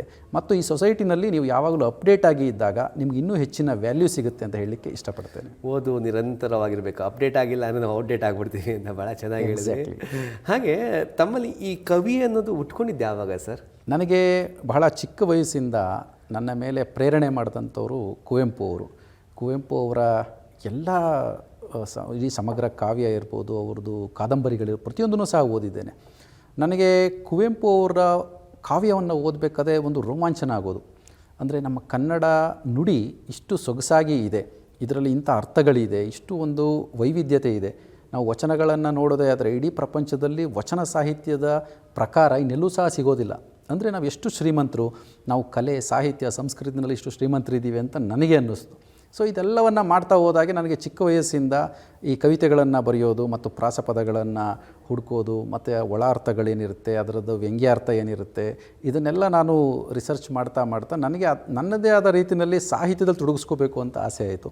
ಮತ್ತು ಒಂದು ಹೇಳ್ತೇನೆ, ನಮ್ಮ ಪ್ರೇಕ್ಷಕರಿಗೂ ಸಹ ಅದನ್ನೇ ಹೇಳ್ತೇನೆ, ವೀಕ್ಷಕರಿಗೆ, ನೀವು ಯಾವುದೇ ಒಂದು ಭಾಷೆಯನ್ನು ನೀವು ಕಲೀರಿ, ಯಾವುದೇ ಭಾಷೆ ಅಥವಾ ಅದರ ಜೊತೆಗೆ ಇನ್ನೂ 4-5 ಭಾಷೆಗಳನ್ನ ಕಲೀರಿ. ಆದರೆ ಯಾವುದಾದ್ರೂ ಒಂದು ಭಾಷೆಯಲ್ಲಿ ನೀವು ಸಾಹಿತ್ಯ ರಚನೆಯನ್ನು ಸರಳವಾಗಾದರೂ ಮಾಡ್ತಕ್ಕಂಥ ನಾಲೆಡ್ಜನ್ನು ಪಡೆದಾಗ ನೀವು ಒಬ್ಬ ಅದ್ಭುತ ಬರಹಗಾರರಾಗ್ತೀರಿ, ಅದ್ಭುತ ಮಾತುಗಾರರಾಗ್ತೀರಿ, ವಾಗ್ಮಿಗಳಾಗ್ತೀರಿ. ಮತ್ತು ಆ ಭಾಷೆಯನ್ನು ನಿಮ್ಮ ತಾಯಿಯ ಪ್ರೀತಿಯನ್ನು ಹೇಗೆ ಗಳಿಸ್ತೀರಲ್ಲ ಆ ರೀತಿ ಮಾಡಲಿಕ್ಕೆ ಸಾಧ್ಯ ಆಗುತ್ತೆ. ನಾವು ಯಾವುದೇ ಭಾಷೆನ ಕೇವಲ ಮಾತನಾಡಲಿಕ್ಕಷ್ಟೇ ಸೀಮಿತ ಮಾಡ್ಕೋಬಾರ್ದು, ಅದರಲ್ಲಿ ಸಾಹಿತ್ಯ ರಚನೆಯನ್ನು ಮಾಡಬೇಕು. ಸಾಹಿತ್ಯವನ್ನು ಓದಿ ಅರ್ಥ ಮಾಡ್ಕೊಳ್ತಕ್ಕಂಥ ಸಹೃದಯರಾದಾಗ ಮಾತ್ರ ಆ ಭಾಷೆಗೆ ನಾವು ಹೆಚ್ಚು ಪ್ರಾಮುಖ್ಯತೆಯನ್ನು ಕೊಟ್ಟಂಗಾಗುತ್ತೆ. ಸೊ ಆ ನಿಟ್ಟಿನಲ್ಲಿ ನನ್ನ ಮಾತೃಭಾಷೆ ನನಗೆ ಒಂದು ಸಿಹಿಯಾದ ಭಾಷೆ, ನನ್ನ ಕನ್ನಡ ಭಾಷೆಯಲ್ಲಿ ನಾನು ಸಾಹಿತ್ಯ ರಚನೆ ಮಾಡಲಿಕ್ಕೆ ನಾನು ಯಾವತ್ತೂ ಸಹ ಹೃದಯದಿಂದ ಖುಷಿಯನ್ನು ವ್ಯಕ್ತಪಡಿಸ್ತೇನೆ. ಇನ್ನು ಮುಂದೆನೂ ಸಹ ಸಾಹಿತ್ಯ ಕೃಷಿಯನ್ನು ಕಂಟಿನ್ಯೂಸ್ ಮಾಡ್ತೇನೆ. ಭಾಳ ಚೆನ್ನಾಗಿ ಹೇಳಿದ್ರಿ ಸರ್. ಆ ಸಾಹಿತ್ಯ ರಚನೆ ಮಾಡಿದಾಗ ಸುಲಲಿತ ಆಗುತ್ತೆ, ಜೊತೆಗೆ ಸಿಹಿಯಷ್ಟೇ ನಮ್ಮ ಎಷ್ಟು ರುಚಿಸುತ್ತೆ ಅಂತ ಭಾಳ ಚೆನ್ನಾಗಿ ಹೇಳಿದ್ರಿ. ನಿಜಕ್ಕೂ ಕೂಡ ನಾವಾಗಲಿ ಯುವಜನ ಆಗಲಿ ಇದನ್ನು ಅಳವಡಿಸ್ಕೋಬೇಕು ಅಂತ ನಂಗೆ ಇವಾಗ ಅನ್ನಿಸ್ತಾ ಇದೆ. ಸೊ ಹಾಗೆ ತಾವು ಕವಿತೆಗಳನ್ನು ಸಾಮಾಜಿಕ ಮಾಧ್ಯಮಗಳಲ್ಲಿ ಇವತ್ತು ಕೂಡ ದಿನನಿತ್ಯ ನೋಡ್ತಾ ಇರ್ತೀವಿ ನಾವು. ಅದಕ್ಕೆ ಒಂದು ಕವನ ಸಂಕಲನ ರೂಪ ಏನಾರು ಕೊಟ್ಟಿದ್ದೀರಾ? ಹೌದು, ಕವನ ಸಂಕಲನ ಈಗ ಅಚ್ಚಿಗೆ ಹೋಗಿದೆ. ಈಗ ನಂದು ಹೇಗಿದ್ರು ಡಾಕ್ಟರೇಟ್ ಆಗಿದೆ. ಈಗ ಡಾಕ್ಟರ್ ಪಿ ಶಿವರಾಜ್ ಆಗಿ ಮುಖಪುಟದಲ್ಲಿ ನನ್ನ ಹೆಸರು ಬರುತ್ತೆ. ಅದನ್ನು ನೋಡಲಿಕ್ಕೆ ನಿಮ್ಮೆಲ್ಲರಿಗಿಂತ ನಾನು ಹೆಚ್ಚು ಉತ್ಸುಕನಾಗಿದ್ದೇನೆ. ಮತ್ತು ಈ ಯುಗಾದಿ ಕಳೆದ ನಂತರ ನಂದು ಪ್ರಥಮ ಕವನ ಸಂಕಲನ ಬಿಡುಗಡೆ ಆಗುತ್ತೆ. ಎಸ್, KS ಅಧಿಕಾರಿಯಾಗಿ ತಮ್ಮ ಮೊದಲ ಪೋಸ್ಟಿಂಗ್ ಆಗಿದ್ದು ಎಲ್ಲಿ? KS ಅಧಿಕಾರಿಯಾಗಿ ನಾನು 2010ರಲ್ಲಿ ಎಕ್ಸಾಮ್ ಬರೆದು 2012ಕ್ಕೆ ಜಾಯ್ನ್ ಆಗ್ತೇನೆ. ಸೊ 2012ರಲ್ಲಿ ನನಗೆ ಗದಗ ಜಿಲ್ಲೆಗೆ ಪ್ರೊಬೇಷನರಿ ಆಫೀಸರ್ ಆಗಿ ಆಗ್ತಾರೆ. ಅಲ್ಲಿ ಪ್ರೊಬೇಷನರಿ ಅಸಿಸ್ಟೆಂಟ್ ಕಮಿಷನರ್ ಆಗಿ ನಾನು 1.5 ವರ್ಷಗಳ ಕಾಲ ಪ್ರೊಬೇಷನರಿ ಕೆಲಸವನ್ನು ಮಾಡ್ತೇನೆ. ಅಲ್ಲಿ ಪ್ರೊಬೇಷನರಿ ಅಂದರೆ ಏನಿಲ್ಲ, ಜಿಲ್ಲಾಧಿಕಾರಿಗಳ ಕಚೇರಿಗೆ ನಾವು ಒಂದು ಅಟ್ಯಾಚ್ ಆಗಿರ್ತೇವೆ. ಬೇರೆ ಬೇರೆ ಇಲಾಖೆಯ ಎಲ್ಲ ಕೆಲಸಗಳು ಏನಿರುತ್ತೆ ಅದನ್ನೆಲ್ಲ ನಾವು ಫಾಲೋ ಅಪ್ ಮಾಡಿಕೊಂಡು ಕಲಿತಾ ಇರ್ತೇವೆ. ಅದು ಒಂದು ಕಲಿಕೆಯ ಕಾಲ. ಸೊ ಕಲಿಕೆಯ ಕಾಲದಲ್ಲಿ ಗದಗ ಜಿಲ್ಲೆಯಲ್ಲಿ ಕೆಲಸ ಮಾಡಿದಾಗ ನನಗೆ ಇಮಿಡಿಯೇಟ್ ಬೆಂಗಳೂರಿನ ಹಿಂದುಳಿದ ವರ್ಗಗಳ ಕಲ್ಯಾಣ ಇಲಾಖೆಯಲ್ಲಿ ಅಸಿಸ್ಟೆಂಟ್ ಡೈರೆಕ್ಟರಾಗಿ ಕೆಲಸ ಸಿಗುತ್ತೆ. ಅದು ಒಂದು 8 ಮಂತ್ಸ್ ಮಾಡ್ತೇನೆ. ಅದಾದ ನಂತರ ಮತ್ತೆ ಉತ್ತರ ಕರ್ನಾಟಕದ ಹಾವೇರಿ ಜಿಲ್ಲೆಗೆ ನಾನು ಉಪವಿಭಾಗಾಧಿಕಾರಿಯಾಗಿ ನೇಮಕಗೊಳ್ತೇನೆ. ಸೊ ಅಲ್ಲಿ ನಾನು 1.5-2 ವರ್ಷಗಳ ಕಾಲ ಕೆಲಸವನ್ನು ಮಾಡ್ತೇನೆ. ಅದಾದರೆ ತಮ್ಮ ಕಾರ್ಯವೈಖರಿಯಿಂದ ಜನಕ್ಕೆ ಬಹಳಷ್ಟು ಹತ್ರ ಆಗ್ಬಿಡ್ತೀರಾ. ಜನರ ಅಹವಾಲುಗಳನ್ನ ಚೆನ್ನಾಗಿ ಸ್ವೀಕರಿಸ್ತಾ ಇರ್ತೀರ, ಅವ್ರ ಸಮಸ್ಯೆಗಳನ್ನ ಪರಿಹರಿಸ್ತಾ ಇರ್ತೀರಾ. ಅಲ್ಲಿ ಸರ್ಕಾರಿ ಭೂಮಿ ಒತ್ತುವರಿ ಆಗಿರುತ್ತೆ, ಅದನ್ನು ಎಲ್ಲ ಮತ್ತೆ ವಾಪಸ್ ಸರ್ಕಾರ ತಗೊಂಡ್ಬರ್ತೀರಾ. ಮರಳು ಅಕ್ರಮ ಸಾಗಣೆ ಆಗ್ತಾ ಇರುತ್ತೆ.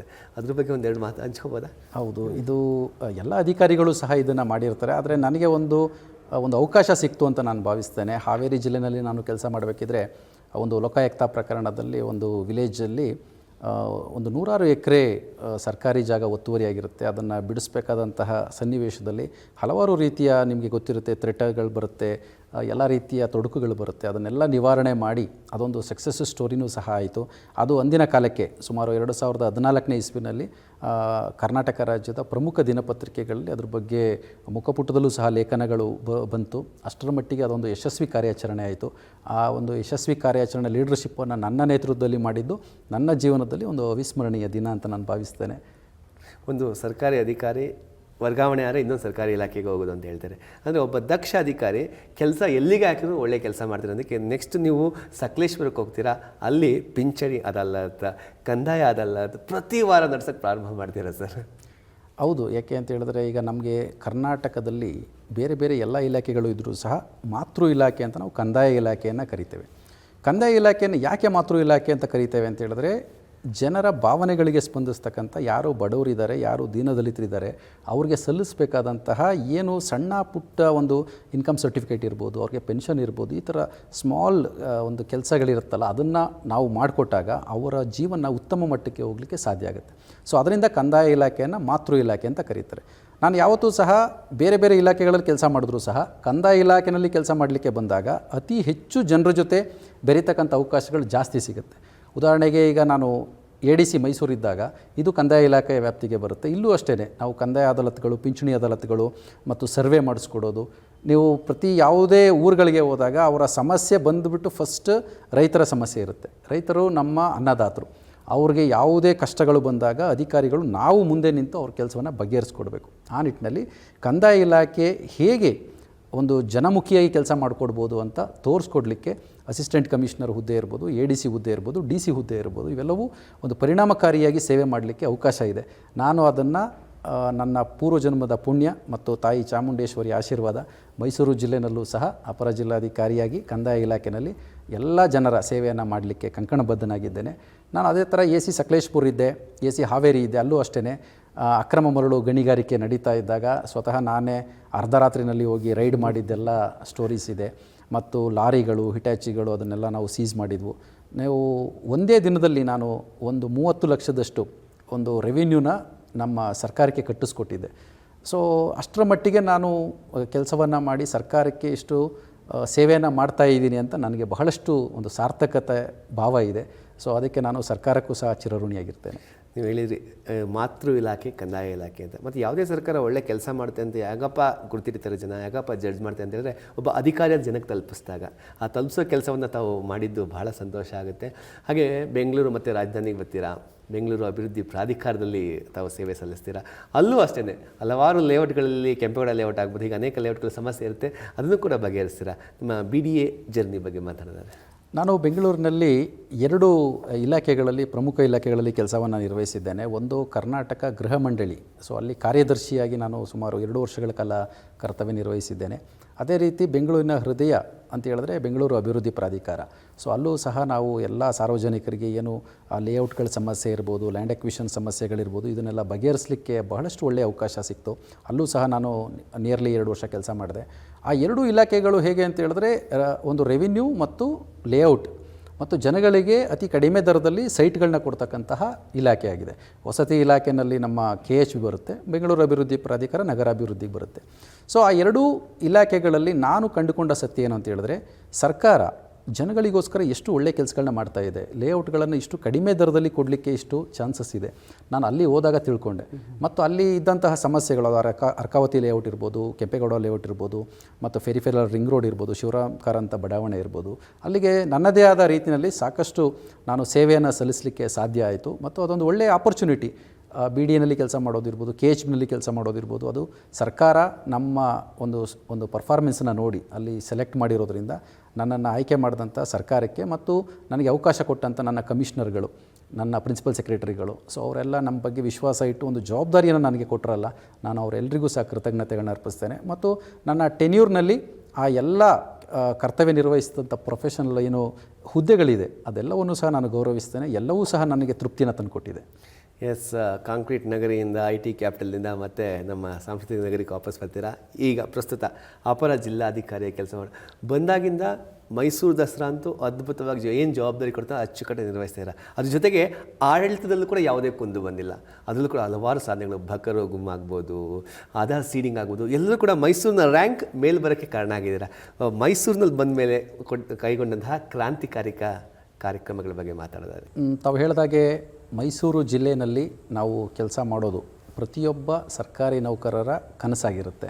ಯಾಕೆಂತ ಹೇಳಿದ್ರೆ ಇದು ಸಾಂಸ್ಕೃತಿಕ ನಗರಿ ಇದೆ ಮತ್ತು ಇಲ್ಲಿ ಲೈಫ್ ಸ್ಟೈಲ್ ನಮ್ಮ ಜೀವನಕ್ಕೆ ಬಹಳಷ್ಟು ಒಂದು ಸ್ಫೂರ್ತಿಯನ್ನು ತಂದುಕೊಡ್ತಕ್ಕಂಥ ಒಂದು ನಗರ ಆಗಿದೆ. ಜೊತೆಗೆ ತಾಯಿ ಚಾಮುಂಡೇಶ್ವರಿಯ ಚಾಮುಂಡಿ ಬೆಟ್ಟ ಇದೆ, ಪ್ರೇಕ್ಷಣೀಯ ಸ್ಥಳಗಳಿದೆ. ನಮ್ಮ ಫ್ಯಾಮಿಲಿಯವರು ಎಲ್ಲರೂ ಸಹ ಭಾಳ ಖುಷಿಯಿಂದ ಇರ್ತಕ್ಕಂಥ ಒಂದು ನಗರ ಆಗಿದೆ. ಸೊ ಇದನ್ನೆಲ್ಲ ಹೊರತಾಗಿಟ್ಟರೂ ಸಹ ಮೈಸೂರು ಯಾಕೆ ಇಷ್ಟ ಆಗುತ್ತೆ ಅಂದರೆ, ಮೈಸೂರಿನ ಅರಸರಿಂದ ಹಿಡಿದು ಇವತ್ತಿನ ಎಲ್ಲ ಪೊಲಿಟಿಷಿಯನ್ಸ್ ತನಕನೂ ಸಹ ಪ್ರತಿಯೊಬ್ಬರು ಈ ಒಂದು ಮೈಸೂರು ನಗರವನ್ನು ಅತಿ ಒಂದು ಒಳ್ಳೆಯ ರೀತಿಯಲ್ಲಿ ಇಂಪ್ರೂವ್ ಮಾಡಲಿಕ್ಕೇ ಕಷ್ಟಪಟ್ಟಿದ್ದಾರೆ, ಒಂದು ಸೇವೆಯನ್ನು ಸಲ್ಲಿಸಿದ್ದಾರೆ. ಸೊ ಅದರಿಂದ ಮೈಸೂರು ನಗರದಲ್ಲಿ ನಾನು ಇಷ್ಟಪಟ್ಟು ಕೆಲಸ ಮಾಡೋಕ್ಕೆ ಬಂದಿರತಕ್ಕಂಥ ಜಿಲ್ಲೆಯಾಗಿದ್ದು, ಇಲ್ಲಿ ನಾನು ಮೊದಲನೇದಾಗಿ ನಾನು ಪ್ರಾದೇಶಿಕ ಆಯುಕ್ತರ ಕಚೇರಿನಲ್ಲಿ ಅಪರ ಪ್ರಾದೇಶಿಕ ಆಯುಕ್ತರು ಅಂತ ಒಂದು ಹೆಚ್ಚುವರಿ ಆಯುಕ್ತರ ಹುದ್ದೆ ಇದೆ. ಸೊ ಅಲ್ಲಿ ಕರ್ತವ್ಯ ನಿರ್ವಹಿಸಿದೆ. ಅಲ್ಲಿ 2 ಇಯರ್ಸ್ ಕೆಲಸ ಮಾಡಿದ್ದೆ, ಅದು ಸಹ ರೆವಿನ್ಯೂ ಡಿಪಾರ್ಟ್ಮೆಂಟ್. ಅದಾದ ನಂತರ ನಾನು ಅಪರ ಜಿಲ್ಲಾಧಿಕಾರಿಯಾಗಿ ಮೈಸೂರು ಜಿಲ್ಲೆಯ DC ಕಚೇರಿಗೆ ಬಂದಿದ್ದೇನೆ. ಇಲ್ಲೂ ಸಹ 2 ವರ್ಷಗಳ ಕಾಲ ಯಶಸ್ವಿಯಾಗಿ ಕೆಲಸವನ್ನು ನಿರ್ವಹಿಸಿದ್ದೇನೆ. ಕಂದಾಯ ಇಲಾಖೆಯಲ್ಲಿ ಮೈಸೂರು ಜಿಲ್ಲೆಯಲ್ಲಿ ತಾವು ಹೇಳಿದಾಗೆ ಇವತ್ತಿಗೆ ನೀವು ತೊಗೊಂಡ್ರೆ ರೆಕಾರ್ಡ್ಸ್, ಕಳೆದ 2 ವರ್ಷಗಳಿಂದ ಅಥವಾ 2.5 ವರ್ಷಗಳಿಂದ ನಾವೇನು ಇಲ್ಲಿ ಕೆಲಸವನ್ನು ನಿರ್ವಹಿಸ್ತಾ ಇದ್ದೀವಿ, ಅವತ್ತಿನ ಎಲ್ಲ ಸೆಗ್ಮೆಂಟ್ಗಳಲ್ಲಿ ಇದ್ದ ರ್ಯಾಂಕಿಂಗೂ ಇವತ್ತಿಗೂ ಅಜಗಜಾಂತರ ವ್ಯತ್ಯಾಸ ಇದೆ. ಯಾಕೆಂತ ಹೇಳಿದ್ರೆ ಇವತ್ತು ನೀವು ಮೈಸೂರು ಜಿಲ್ಲೆಯ ಯಾವುದೇ ರ್ಯಾಂಕಿಂಗ್ ತೊಗೊಂಡ್ರೆ ಟಾಪ್ 10 ಇರ್ತೀವಿ. ಟಾಪ್ 10 ನಾವು ಎಲ್ಲ ಸೆಗ್ಮೆಂಟಲ್ಲೂ ಇರ್ತೀವಿ ಅಂದರೆ ಇನ್ ದ ಸೆನ್ಸ್ ನಮ್ಮಲ್ಲಿ ಇರ್ತಕ್ಕಂತಹ ತಹಶೀಲ್ದಾರ್ಗಳಿರ್ಬೋದು, ನಮ್ಮಲ್ಲಿ ಇರ್ತಕ್ಕಂಥ ರೆವಿನ್ಯೂ ಇನ್ಸ್ಪೆಕ್ಟರ್ಗಳು, ನಮ್ಮಲ್ಲಿ ವಿಲೇಜ್ ಅಕೌಂಟೆಂಟ್ಸ್ಗಳು ಮತ್ತು AC ಎಲ್ಲರೂ ಸಹ ನಮ್ಮ DDLR ಯಾರ್ಯಾರಿದ್ದಾರೆ ಎಲ್ಲರೂ ಸಹ ಸಮರ್ಪಕವಾಗಿ ಒಂದು ಟೀಮ್ ಥರ ಇಲ್ಲಿ ಕೆಲಸ ಮಾಡ್ತಾ ಇರೋದ್ರಿಂದ ಸಾಧ್ಯ ಆಗಿದೆ. ಮತ್ತು ತಮಗೆ ಗೊತ್ತಿದೆ, ನಮ್ಮ ಜಿಲ್ಲಾಧಿಕಾರಿಗಳು ಟೀಮ್ ಲೀಡರ್ ಆಗಿರ್ತಾರೆ. ಸೊ ಅವರ ನೇತೃತ್ವದಲ್ಲಿ, ಅವರು ಲಕ್ಷ್ಮೀಕಾಂತ್ ರೆಡ್ಡಿ ಸರ್ ಅಂತ, ಸೊ ಅವರ ನೇತೃತ್ವದಲ್ಲಿ ನಾವೆಲ್ಲರೂ ಸಹ ಒಂದು ಟೀಮಾಗಿ ಕೆಲಸ ಮಾಡ್ತಾ ಇದ್ದೇವೆ. ಮತ್ತು ನನಗೆ ವೈಯಕ್ತಿಕವಾಗಿ ಅಪರ ಜಿಲ್ಲಾಧಿಕಾರಿ ಒಂದು ಆಸೆ ಇದೆ, ಮೈಸೂರು ಜಿಲ್ಲೆಯನ್ನು ನಂಬರ್ 1 ಜಿಲ್ಲೆಯಾಗಿ ಕರ್ನಾಟಕ ರಾಜ್ಯದಲ್ಲಿ ತರಬೇಕಂತೇಳಿ. ನಾವು ಈಗಾಗಲೇ ಅದು ಸಕಾಲ ಇರಬಹುದು ಅಥವಾ ಭೂಮಿ ರ್ಯಾಂಕಿಂಗ್ ಇರ್ಬೋದು, ಎಲ್ಲದರಲ್ಲೂ ಟಾಪ್ 10 ಇದ್ದೀವಿ. ಸೊ ಅದರಿಂದ ಟಾಪ್ 1ಗೆ ತರತಕ್ಕಂಥ ನಿಟ್ಟಿನಲ್ಲಿ ನಾವೆಲ್ಲರೂ ಶ್ರಮ ವಹಿಸ್ತೇವೆ. ಮೈಸೂರಿಗರ ಎಲ್ಲರ ಒಂದು ಆಶೀರ್ವಾದದಿಂದ ನಾವು ಅದನ್ನು ಈಡೇರಿಸ್ತೇವೆ ಅಂತ ಅನ್ಕೋತೇನೆ. ಟಾಪ್ 10 ಅಲ್ಲ, ಟಾಪ್ 1 ಆಗಬೇಕನ್ನೋದು ಗುರಿ ಅಂತ ಹೇಳಿದ್ವಿ. ಭಾಳ ಸಂತೋಷ. ಆ ಗುರಿ ಈಡೇರಲಿ ಅನ್ನೋದು ನಮ್ಮ ಆಶಯ ಕೂಡ. ಹಾಗೆ ತಮ್ಮ ಜೊತೆ ಒಡನಾಟಕ್ಕೆ ಬಂದಂಥವ್ರು, ತಮ್ಮ ಜೊತೆ ಕೆಲಸ ಮಾಡಿದಂಥವ್ರು ಎಲ್ಲ ಹೇಳ್ತಾರೆ, ಒಬ್ಬ ಸ್ನೇಹಪರ ಜೀವಿ ಶಿವರಾಜು ಅವರು. ಡಾಕ್ಟರ್ ಶಿವರಾಜು KS PhD ಆಗಿದ್ರು ಕೂಡ ಸ್ನೇಹಕ್ಕೆ ಭಾಳ ಬೆಲೆ ಕೊಡ್ತಾರೆ ಅಂತ. ಸೊ ತಮ್ಮ ಪ್ರಕಾರ ಸ್ನೇಹ ಅಂದ್ರೇನು? ತಮ್ಮ ಸ್ನೇಹಿತರ ಬಗ್ಗೆ ಒಂದಷ್ಟು ಮಾತಾಡೋದಾದ್ರೆ. ಇಲ್ಲ, ಏನಂದರೆ ನಾವು ಈಗ ಜೀವನ ಮಾಡ್ತಾ ಇರೋದೇ ನೆನಪುಗಳಿಗೋಸ್ಕರ. ನಾವು ಬಂದಾಗಲೂ ಸಹ ಏನೂ ತಂದಿರೋದಿಲ್ಲ, ಇಲ್ಲಿಂದ ಹೋಗಬೇಕಾದ್ರೂ ಸಹ ಏನೂ ತೊಗೊಂಡೋಗಲ್ಲ. ಆದರೆ ನಾವು ನೆನಪುಗಳನ್ನು ನಮ್ಮ ಜೊತೆ ಇಟ್ಕೊಂಡು ಅದ್ರ ಜೊತೆ ಜೀವಿಸ್ತೀವಲ್ಲ, ಅದೇ ಸ್ನೇಹ. ಈಗ ನಾನು ನಿಮ್ಮ ಜೊತೆ ಇಷ್ಟು ಇಂಟರ್ವ್ಯೂ ಮಾಡ್ತೇನೆ ಅಂದರೆ ನೀವು ನನ್ನ ಒಳ್ಳೆಯ ಸ್ನೇಹಿತರಾಗಿದ್ದರಷ್ಟೇ ಒಳ್ಳೆ ಮಾತಾಡಲಿಕ್ಕೆ ಆಗೋದು. ಸೊ ಯಾರು ನಮ್ಮ ಕ್ಯಾಮ್ರಾಮನ್ ಇರ್ತಾರೆ, ಯಾರು ನಮ್ಮ ಪ್ರೇಕ್ಷಕರು ಇರ್ತಾರೆ, ಯಾರು ಈ TV ನೋಡ್ತಾ ಇರ್ತಾರೆ, ಸೊ ಅವರೆಲ್ಲರೂ ಸಹ ಶಿವರಾಜ್ ನಮ್ಮ ಸ್ನೇಹಿತ ಅಂತ ಆ ದೃಷ್ಟಿಕೋನದಲ್ಲಿ ನನ್ನನ್ನು ನೋಡಿದಾಗ ನಾನು ಅವ್ರ ಕಣ್ಣಿಗೆ ಭಾಳ ಸುಂದರವಾಗಿ ಕಾಣ್ತೇನೆ, ನಾನು ಅವ್ರ ಕಣ್ಣಿಗೆ ಬಹಳ ಸ್ವೀಟಾಗಿ ಕಾಣ್ತೇನೆ. ಅದು ಬಿಟ್ಟು ಬೇರೆ ದ್ವೇಷದಿಂದ ನೋಡಿದ್ರೆ ನಾನು ಎಷ್ಟೇ ಸುಂದರವಾಗಿದ್ದರೂ ಕುರೂಪವಾಗಿ ಕಾಣ್ತೇನೆ. ಸೊ ನನಗೆ ಆ ರೀತಿ ಇರಲಿಕ್ಕೆ ಇಷ್ಟ ಇಲ್ಲ. ನಾನು ಯಾವತ್ತೂ ಸಹ ಒಂದು ಹೂವಿನ ರೀತಿ ಇರಲಿಕ್ಕೆ ಇಷ್ಟಪಡ್ತೇನೆ. ಒಂದು ಹೂವು ಹೇಗೆ ಅದು ಮೊಗ್ಗಾಗಿ ಇರುತ್ತೆ, ಅದು ಹರಳುತ್ತೆ, ತನ್ನನ್ನು ತಾನು ಸುಗಂಧ ಕೊಡುತ್ತೆ, ತಾನು ಮಕರಂದನೂ ಕೊಡುತ್ತೆ, ಕೊನೆಗೆ ಅದು ಒಣಗುತ್ತೆ. So life itself a flower ಅಷ್ಟೇ. ಸೊ ಆ ರೀತಿಯಲ್ಲಿ ಒಂದು ಸುಗಂಧ ಭರಿತ ಹೂವಾಗಿ ಇರಲಿಕ್ಕೆ ನಾನು ಇಷ್ಟಪಡ್ತೇನೆ. ಎಲ್ಲರೊಂದಿಗೆ ಸ್ನೇಹದಿಂದ ಇರಲಿಕ್ಕೆ ಇಷ್ಟಪಡ್ತೇನೆ.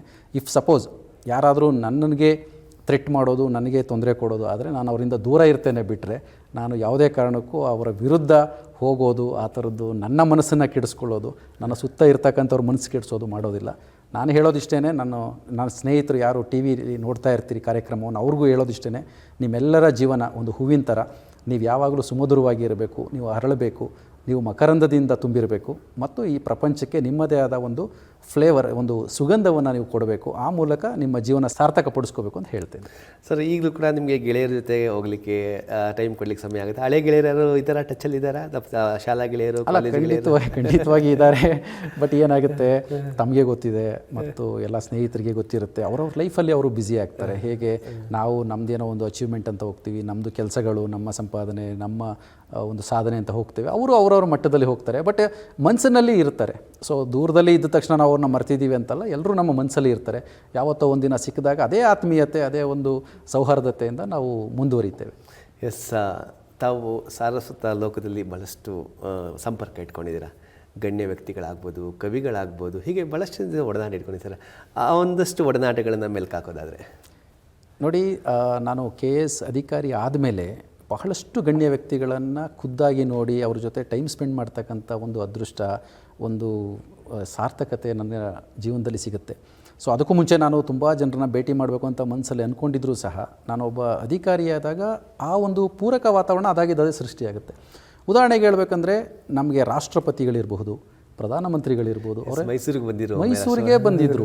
ಸೊ ನಾವು ಅವ್ರಿಗೆ ಪ್ರೋಟೋಕಾಲ್ ಮಾಡಲಿಕ್ಕೆ ಹೋದಾಗ ಅವ್ರ ಜೊತೆನೇ ನಾವು ಊಟ ಮಾಡ್ತೇವೆ, ಅವ್ರ ಜೊತೆನೇ ನಾವು ಮಾತಾಡ್ತೇವೆ ಅಂದಾಗ ಅದಕ್ಕಿಂತ ಸೌಭಾಗ್ಯ ಯಾವುದೂ ಇರಲಿಕ್ಕಿಲ್ಲ. ದೇಶದ ಮೊದಲ ಪ್ರಜೆ ಜೊತೆ, ಹೌದು, ಅದು ರಾಷ್ಟ್ರಪತಿ ಇರ್ಬೋದು, ಉಪರಾಷ್ಟ್ರಪತಿ ಇರ್ಬೋದು, ಪ್ರಧಾನಮಂತ್ರಿಗಳಿರ್ಬೋದು, ಅವರೆಲ್ಲರೂ ಮೈಸೂರಿಗೆ ಭೇಟಿ ಕೊಟ್ಟಾಗ ನಾವು ಅವ್ರ ಪ್ರೋಟೋಕಾಲ್ ಮಾಡ್ತೇವೆ, ಅವ್ರ ಜೊತೆ ಊಟ ಮಾಡ್ತೇವೆ, ಅವ್ರ ಜೊತೆ ಮಾತಾಡ್ತೇವೆ ಅಂದರೆ ಅದಕ್ಕಿಂತ ಧನ್ಯತಾ ಭಾವ ಯಾವುದೂ ಇಲ್ಲ.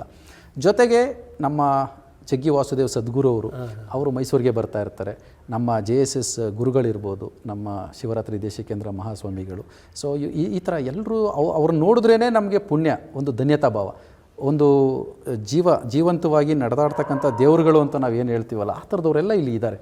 ಅದು ಗಣಪತಿ ಸಚ್ಚಿದಾನಂದ ಆಶ್ರಮ ಇರ್ಬೋದು, ಪ್ರತಿಯೊಬ್ಬರು ಸಹ ಒಂದಿಬ್ಬರು ಅಂತಲ್ಲ, ಮೈಸೂರಿನಲ್ಲಿ ಇರ್ತಕ್ಕಂಥ ಸಾಮಾನ್ಯ ಪ್ರಜೆಯಿಂದ ಹಿಡಿದು VVIP ತನಕ ಎಲ್ಲರೂ ಒಂದು ಸದ್ಗುಣಶೀಲರು.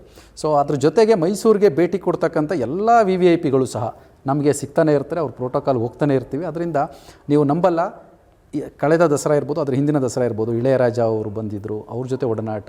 ನನಗೆ ಎಷ್ಟೋ ದಿನಗಳು ಇಳೆಯರಾಜ ಅವ್ರ ಜೊತೆ ನಾನು ಮಾತಾಡಬೇಕು ಅಂತ ಆಸೆ ಇರುತ್ತೆ. ಅವ್ರ ಜೊತೆ ಒಂದು ಅರ್ಧ ಗಂಟೆ ಊಟ ಮಾಡ್ತೀನಿ, ಮಾತಾಡ್ತೀನಿ. ಅದೆಲ್ಲ ಒಂದು ಕನಸಿನ ಮಾತಲ್ವ, ಅವೆಲ್ಲ ಈಡೇರಿದಾಗ ನನಗೆ ಅದಕ್ಕಿಂತ ದೊಡ್ಡ ಖುಷಿ ಯಾವುದೂ ಇಲ್ಲ. ಕನಸು ನನಸಾಯಿತು ಅಂತ 100%. ಮತ್ತು AR ರೆಹಮಾನ್, ಇನ್ನೂ ನಮ್ಮ ರಾಜೇಶ್ ಕೃಷ್ಣನ್ ಇರ್ಬೋದು, ವಿಜಯ್ ಪ್ರಕಾಶ್ ಇರ್ಬೋದು, ಎಲ್ಲ ಯಾರ್ಯಾರು ಸಾಧನೆ ಮಾಡಿದ್ದಾರೆ, ಸೊ ಅವರೆಲ್ಲರೂ ಸಹ ಇಲ್ಲಿ ಬರ್ತಾರೆ. ಸೊ ನೀವು ಹೇಳ್ದಾಗೆ ನಮ್ಮ ಭಾರತದ ಮೊದಲನ ಪ್ರಜೆಯಿಂದ ಹಿಡಿದು ಯಾರ್ಯಾರು ಸಾಂಸ್ಕೃತಿಕವಾಗಿ ಹಿರಿಯರಿದ್ದಾರೆ ಮತ್ತು ಆಧ್ಯಾತ್ಮಿಕವಾಗಿ ಹಿರಿಯರಿದ್ದಾರೆ, ಎಲ್ಲರೂ ಸಹ ಮೈಸೂರಿಗೆ ಬಂದಾಗ ನಾವು ಅವ್ರ ಜೊತೆ ಒಡನಾಟವನ್ನು ಮಾಡಿ ಈ ಜನ್ಮ ಸಾರ್ಥಕ ಅನ್ನೋಷ್ಟು ಮಟ್ಟಿಗೆ ಪುಣ್ಯವನ್ನು ಸಂಪಾದನೆ ಮಾಡಿಕೊಡ್ಲಿಕ್ಕೆ ಮೈಸೂರು ಕಾರಣ ಆಗಿದೆ. ಈ ಎಲ್ಲ ಕ್ರೆಡಿಟ್ ನನ್ನ ಜೀವನದಲ್ಲಿ ಇಷ್ಟೆಲ್ಲ ಒಳ್ಳೆಯ ಅವಕಾಶಗಳನ್ನ ಮೈಸೂರು ಕೊಟ್ಟಿದೆ. ಸೊ ಅದರಿಂದ ಮೈಸೂರು ನಗರಕ್ಕೆ, ಮೈಸೂರು ಜಿಲ್ಲೆಗೆ, ಮೈಸೂರು ನಗರದಲ್ಲಿ ಇರ್ತಕ್ಕಂಥ ಎಲ್ಲ ಸತ್ಪ್ರಜೆಗಳಿಗೆ ನಾನು ಅದನ್ನು ಡೆಡಿಕೇಟ್ ಮಾಡ್ತೇನೆ. ನಿಮ್ಮೆಲ್ಲರ ಸ್ನೇಹ ಸಹಕಾರದಿಂದ ಇದೆಲ್ಲ ಅಚೀವ್ ಆಯಿತು. ನನ್ನನ್ನು ಒಂದು ಕಾರ್ಯನಿಮಿತ್ತ ಈ ಒಂದು ಪ್ರೋಸೆಸ್ಸಲ್ಲಿ ಕರ್ಕೊಂಡೋಗಿದೆ. ಸೊ ಅದರಿಂದ ಮೈಸೂರು ನಗರಕ್ಕೆ ನಾನು ಯಾವತ್ತೂ ಚಿರಋಣಿಯಾಗಿರ್ತೇನೆ ಅಂತ.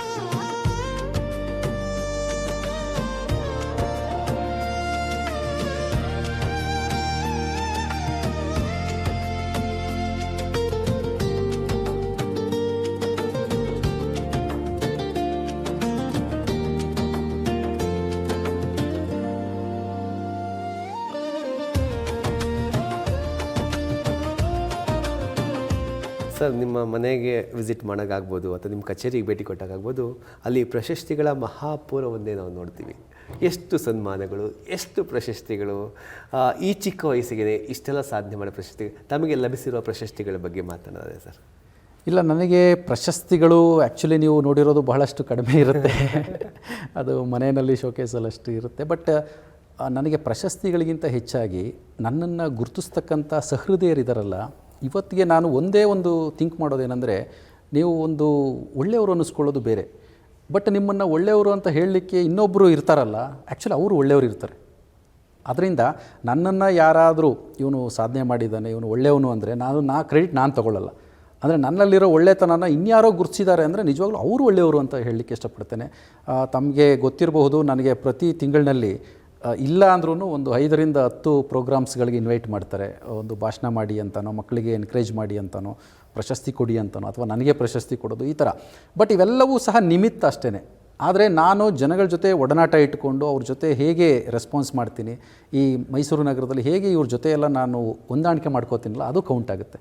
ಸೊ ಅದರಿಂದ ಈ ಪ್ರಶಸ್ತಿಗಳೆಲ್ಲ ಒಂದು ಕಡೆ ಇಟ್ಟರೆ ನನಗೆ ಯಾವತ್ತೂ ಸಹ ಆ ಒಂದು ಮನುಷ್ಯತ್ವ, ಮಾನವೀಯತೆ ಮತ್ತು ಜನಗಳು ನಮ್ಮ ಕಂಡ್ರೆ ಪ್ರೀತಿಯಿಂದ ಒಂದು ಭಾವನೆಯನ್ನು ವ್ಯಕ್ತಪಡಿಸ್ತಾರಲ್ಲ, ಅದು ದೊಡ್ಡ ಪ್ರಶಸ್ತಿ ಅಂತ ನಾನು ಹೇಳಲಿಕ್ಕೆ ಇಷ್ಟಪಡ್ತೇನೆ. ಎಸ್, ಈ ಪ್ರಶಸ್ತಿಗಳು, ಈ ಕಾರ್ಯಕ್ರಮಗಳು, ಈ ಸರ್ಕಾರಿ ಕೆಲಸ ಜೊತೆಗೆ ನಿಮ್ಮ ಬರವಣಿಗೆ ಇವೆಲ್ಲ ನೋಡಿದ್ರೆ ಕುಟುಂಬಕ್ಕೆ ಏನಾದರೂ ಸಮಯ ಕೊಡೋಕ್ಕೆ ಸಮಯ ಇದೆಯಾ? ಹೇಗೆ ಕುಟುಂಬದ ವರ್ಕ್ ಲೈಫ್ ಬ್ಯಾಲೆನ್ಸ್ ಮ್ಯಾನೇಜ್ ಮಾಡ್ತೀರಾ? ನಮ್ಮ ಕುಟುಂಬದ ಪರಿಚಯ ಮಾಡಿಕೊಡಿ sir. Okay, by God's grace ನನಗೆ ಇಷ್ಟೆಲ್ಲ ಸೇವೆ ಮಾಡಲಿಕ್ಕೆ ಒಂದು ನನ್ನ ಕುಟುಂಬದ ಸಹಕಾರ ತುಂಬ ಇದೆ. ತಮಗೆ ಹೇಳಿದಾಗೆ ನಮ್ಮ ತಾಯಿಯವರು ಚಂದ್ರಕಲಾ ಅಂತೇಳಿ, ಅವರು ಎಜುಕೇಟೆಡ್. ಸೊ ಅವರು ನನಗೆ ಚಿಕ್ಕ ವಯಸ್ಸಿಂದನೂ ಸಹ ಒಂದು ಸ್ಫೂರ್ತಿಯ ಸೆಲೆಯಾಗಿದ್ದಾರೆ. ಸೊ ಅವರು ನನಗೆ ಮಾರ್ಗದರ್ಶನವನ್ನು ಕೊಡ್ತಾರೆ. ಮತ್ತು ನನ್ನ ತಮ್ಮ ಅಭಿಷೇಕ್ ಇದ್ದಾರೆ, ಅವರ ವೈಫ್ ಪ್ರಿಯಾಂಕಾ ಇದ್ದಾರೆ, ನನ್ನ ವೈಫ್ ದಿವ್ಯಾ ಇದ್ದಾರೆ. ಸೊ ನನಗೆ ಇಬ್ಬರು ಮಕ್ಕಳಿದ್ದಾರೆ, ಸಾತ್ವಿಕ್ ಮತ್ತು ಸಾನ್ವಿ ಅಂತ. ತಾಯಿ ಚಾಮುಂಡೇಶ್ವರಿಯ ವರಪ್ರಸಾದ ಅಂತಲೇ ಹೇಳಬೇಕು. ಅವರು ಟ್ವಿನ್ಸ್ ಇದ್ದಾರೆ. ಸೊ ಒಂದು ಹುಡುಗ ಒಂದು ಹುಡುಗಿ ಅವಳಿ ಜವಳಿಯಾಗಿ ನಮ್ಮ ಕುಟುಂಬದಲ್ಲಿ ಇರೋದು ಬಹಳಷ್ಟು ವಿಶೇಷ.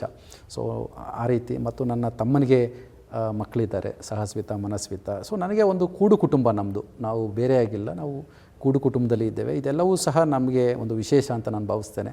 ನನ್ನ ಕುಟುಂಬದ ಎಲ್ಲ ಸದಸ್ಯರ ಒಂದು ಪ್ರೇರಣೆಯ ಮೇರೆಗೆ ನಾನಿವತ್ತು ಇಷ್ಟು ಮಾಡಲಿಕ್ಕೆ ಸಾಧ್ಯ ಆಗಿದೆ. ಇನ್ನು ಮುಂದೆನೂ ಸಹ ಅವರ ಸಹಕಾರವನ್ನು ಈ ಒಂದು ವೇದಿಕೆಯ ಮೂಲಕ ಕೋರ್ತೇನೆ. ಎಸ್, ಮಕ್ಕಳ ಹೆಸರು ಸಾಯಿಂದಲೇ ಪ್ರಾರಂಭವಾಗಿದೆ. ಅದು ಸದ್ಗುಣ ಇರಲಿ, ಸದ್ವಿಚಾರಗಳೇ ಇರಲಿ ಅಂತ ಹೇಳ್ಬಿಟ್ಟು ಸಹನೆ ಇಟ್ಟಿದ್ದೀರಾ. ಭಾಳ ಸಂತೋಷ ಆಯಿತು. ಹಾಗೆ ತಮ್ಮ ಬಿಡುವಿನ ಸಮಯ ಅಂತ ಏನಾರ ಇದ್ದರೆ ಎಲ್ಲಿ ಕಳೀಲಿಕ್ಕೆ ಪ್ರಯತ್ನ ಮಾಡ್ತೀರಾ ಸರ್? ತಾವು ಬಿಡುವಿನ ಸಮಯ ಹೇಗೆ ಕಳೀತೀರಾ? ನನಗೆ ನೋಡಿ ಸರ್, ಅದರೂ ಬೇರೆ ಥರ ಯಾರು ಹೇಗೆ ಹೇಳ್ತಾರೆ ಗೊತ್ತಿಲ್ಲ, ಬಟ್ ನನಗೆ ಏನಾದರೂ ಒಂದು ಟೈಮ್ ಸಿಕ್ಕಿದ್ರೆ ನಾನು ಜನಗಳ ಜೊತೆ ಕಳೀಲಿಕ್ಕೆ ಇಷ್ಟಪಡ್ತೇನೆ. ಏಕೆಂದರೆ ಅದು ಏಕಾಂತವಾಗಿ ಇರೋದು ಬೇರೆ. ನಾನು ಯಾವತ್ತೂ ಒಂದು ವಿಷಯವನ್ನು ಹೇಳಲಿಕ್ಕೆ ಇಷ್ಟಪಡ್ತೇನೆ ನನ್ನ ಸ್ನೇಹಿತರುಗಳಿಗೆ. ನೀವು ನಿಮ್ಮ ಮನಸ್ಸಿನಲ್ಲಿ ಋಷಿಯಾಗಿ ಇರಬೇಕು, ಆದರೆ ಜಗತ್ತಿನ ಜೊತೆ ನೀವು ಖುಷಿಯಾಗಿ ಇರಬೇಕಂತ. ಸೊ ಅದು ನನಗೆ ಬಹಳ ಇಷ್ಟ. ನೀವು ಜನಗಳ ಜೊತೆ ನಿಮ್ಮ ಖುಷಿಯನ್ನು ಹಂಚ್ತಾ ಇರಬೇಕು. ಸೊ ನೀವು ಏಕಾಂತದಲ್ಲಿ ಇದ್ದಾಗ ನಿಮ್ಗೆ ಇಷ್ಟ ಬಂದಿದ್ದು ಋಷಿಯಾಗಿ ನೀವೇನಾದರೂ ಮಾಡಿ. ನೀವು ಏಕಾಂತದಲ್ಲಿ ಆಧ್ಯಾತ್ಮಿಕ ಕಡೆ ಹೋಗ್ತೀರಾ, ಅಥವಾ ಏನೋ ಒಂದು ಬುಕ್ಸ್ ಓದ್ತೀರಾ, ಏನೋ ಬರವಣಿಗೆ ಮಾಡ್ತೀರಾ, ಅದು ನಿಮ್ಮ ಇಂಟರ್ನಲ್. ಬಟ್ ನನಗೆ ಅದಕ್ಕಿಂತ ಹೆಚ್ಚು ಖುಷಿ ಅಂತ ಹೇಳಿದ್ರೆ, ಯಾರು ಜನಗಳಿದ್ದಾರೆ, ಯಾರು ಅವರ ಭಾವನೆಗಳೇನಿದೆ. ನಾವು ಮಾನವ ಸಂಘಜೀವಿ ಅಂತ ಹೇಳ್ತಾರೆ, ನಾವು ಅದೇ ಥರ ಎಲ್ಲ. ಈಗ ನಾನು ನೋಡ್ತಾ ಇರ್ತೇನೆ, ಇವತ್ತಿನ ಜನ್ರೇಷನ್, ಯಂಗ್ ಜನ್ರೇಷನ್ಗೆ ಒಂದು ಮಿತ್ತಿದೆ, ಎಲ್ಲರೂ ಕೆಟ್ಟವರು, ನಾವು ಎಲ್ಲೋದ್ರೂ ಬರೀ ಕೆಟ್ಟ ಒಂದು ವಾತಾವರಣ ನೋಡ್ತೀವಿ ಅಂತ. ಬಟ್ ನಾನು ಒಂದೇ ಹೇಳ್ತೇನೆ, ಈ ಪ್ರಪಂಚದಲ್ಲಿ ಈ ರಾಗಿ ಮತ್ತು ಸಾಸಿವೆ ಎಕ್ಸಾಂಪಲ್, ಈ ರಾಗಿ ಮತ್ತು ಸಾಸಿವೆ ಮಿಕ್ಸ್ ಆದಾಗ ನಮಗೆ ರಾಗಿ ಯಾವುದು, ಸಾಸಿವೆ ಯಾವುದು ಗೊತ್ತಾಗಲ್ಲ. ಅದೇ ಥರ ಈ ಪ್ರಪಂಚದಲ್ಲಿ ಒಳ್ಳೆಯವರು ಕೆಟ್ಟವರು ಎಲ್ಲ ಮಿಕ್ಸ್ ಆಗಿರ್ತಾರೆ. ಆದರೆ ನಾವು ರಾಗಿ ಕಾಳನ್ನು ಆಯ್ಕೋಬೇಕು ಅಂದಾಗ ನಾವು ಅಲ್ಲಿ ಬರೀ ಸಾಸಿವೆನೇ ಸಿಗುತ್ತೆ ಅಂತ ಇಟ್ಕೊಳ್ಳಿ. ಒಂದು 4 ಸಲ ಆಯ್ಕೆ ಮಾಡ್ತೀವಿ, 4 ಸಲವೂ ನಿಮಗೆ ಸಾಸಿವೆ ಸಿಗುತ್ತೆ. ಆಗ ನಿಮ್ಮ ಮೈಂಡ್ಸೆಟ್ ಏನಾಗುತ್ತೆ, ಇರೋದೆಲ್ಲ ಸಾಸಿವೆನೇ ಅನಿಸುತ್ತೆ. ಅದು ಅಲ್ಲ, ಅಲ್ಲಿ ಇನ್ನೂ ಒಳ್ಳೆಯ ವ್ಯಕ್ತಿಗಳಿರ್ತಾರೆ. ನಾನು ಹೇಳೋದಿಷ್ಟೇ, ಇವತ್ತಿನ ಯುವ ಜನತೆಗೆ ಎಸ್ಪೆಷಲಿ, ನೀವು ಯಾವತ್ತೂ ಸಹ ಈ ಸಮಾಜದಲ್ಲಿ ಬರೀ ಕೆಟ್ಟದೇ ಇದೆ ಅಂತ ಯಾರೂ ಸಹ ಅಂದ್ಕೊಳ್ಳಿಕ್ಕೆ ಹೋಗಬೇಡಿ. ಒಳ್ಳೆಯವರು ಇರ್ತಾರೆ. ನೀವು ಜನಗಳ ಜೊತೆ ಬೆರೀತಾ ಹೋಗಿ, ಜನಗಳ ಜೊತೆ ಆದಾಗ ಒಂದು 4 ಜನರ ಜೊತೆ ಬೆರೆತಾಗ ಒಬ್ಬ ಕೆಟ್ಟವನು ಸಿಗ್ತಾನೆ. ಬಟ್ ಅದಲ್ಲ. ಆದರೆ ಇನ್ನು 3 ಜನ ಒಳ್ಳೆಯವರು ಇರ್ತಾರಲ್ಲ, ಅದನ್ನು ನೀವು ನಿಮ್ಮ ಸಂಸರ್ಗಕ್ಕೆ ತಗೊಂಡು ನೀವು ಸಹ ಒಳ್ಳೆಯವರಾಗಿ ಈ ಸಮಾಜವನ್ನು ಒಳ್ಳೆಯದಾಗಿ ಕಟ್ಟಬೇಕು ಅಂತ ನಾನು ಹೇಳಲಿಕ್ಕೆ ಇಷ್ಟಪಡ್ತೇನೆ. ನಿಜವಾಗ್ಲೂ ಚೆನ್ನಾಗಿ ಹೇಳಿದ್ರಿ ಸರ್. ಹಾಗೆ ಕಾರ್ಯಕ್ರಮದ ಕೊನೆ ಹಂತಕ್ಕೆ ಬರ್ತಾ ಇದ್ದೀವಿ. ಸೊ ಕೊನೆ ಹಂತದಲ್ಲಿ ಒಂದಷ್ಟು 3 ರ್ಯಾಪಿಡ್ ಪ್ರಶ್ನೆಗಳು. ಜೀವನದಲ್ಲಿ ತಮಗೆ ಯಾರಿಗಾದರೂ ಥ್ಯಾಂಕ್ಸ್ ಹೇಳಬೇಕಂತ ಬಯಸಿದ್ರೆ ಯಾರಿಗೆ ಹೇಳಕ್ಕೆ ಬಯಸ್ತೀರಾ ಸರ್? ನೋಡಿ, ಈ ಜೀವನನೇ ಅದಕ್ಕಿಂತ ದೊಡ್ಡದಿನ ಯಾವುದೂ ಇಲ್ಲ. ಇಷ್ಟೆಲ್ಲ ಅನುಭವಗಳನ್ನು, ನಿಮ್ಮನ್ನೆಲ್ಲ ನೋಡ್ತಕ್ಕಂಥ ಸುವರ್ಣಾವಕಾಶವನ್ನು, ಇಷ್ಟೆಲ್ಲ ಸಾಧನೆ ಅಂತ ನೀವೇನು ಹೇಳ್ತೀರಿ, ಇದನ್ನೆಲ್ಲ ಮಾಡಲಿಕ್ಕೆ ಒಂದು ಪ್ರೇರಣೆಯನ್ನು ಕೊಟ್ಟಿರ್ತಕ್ಕಂಥದ್ದೇ ಈ ಪ್ರಕೃತಿ.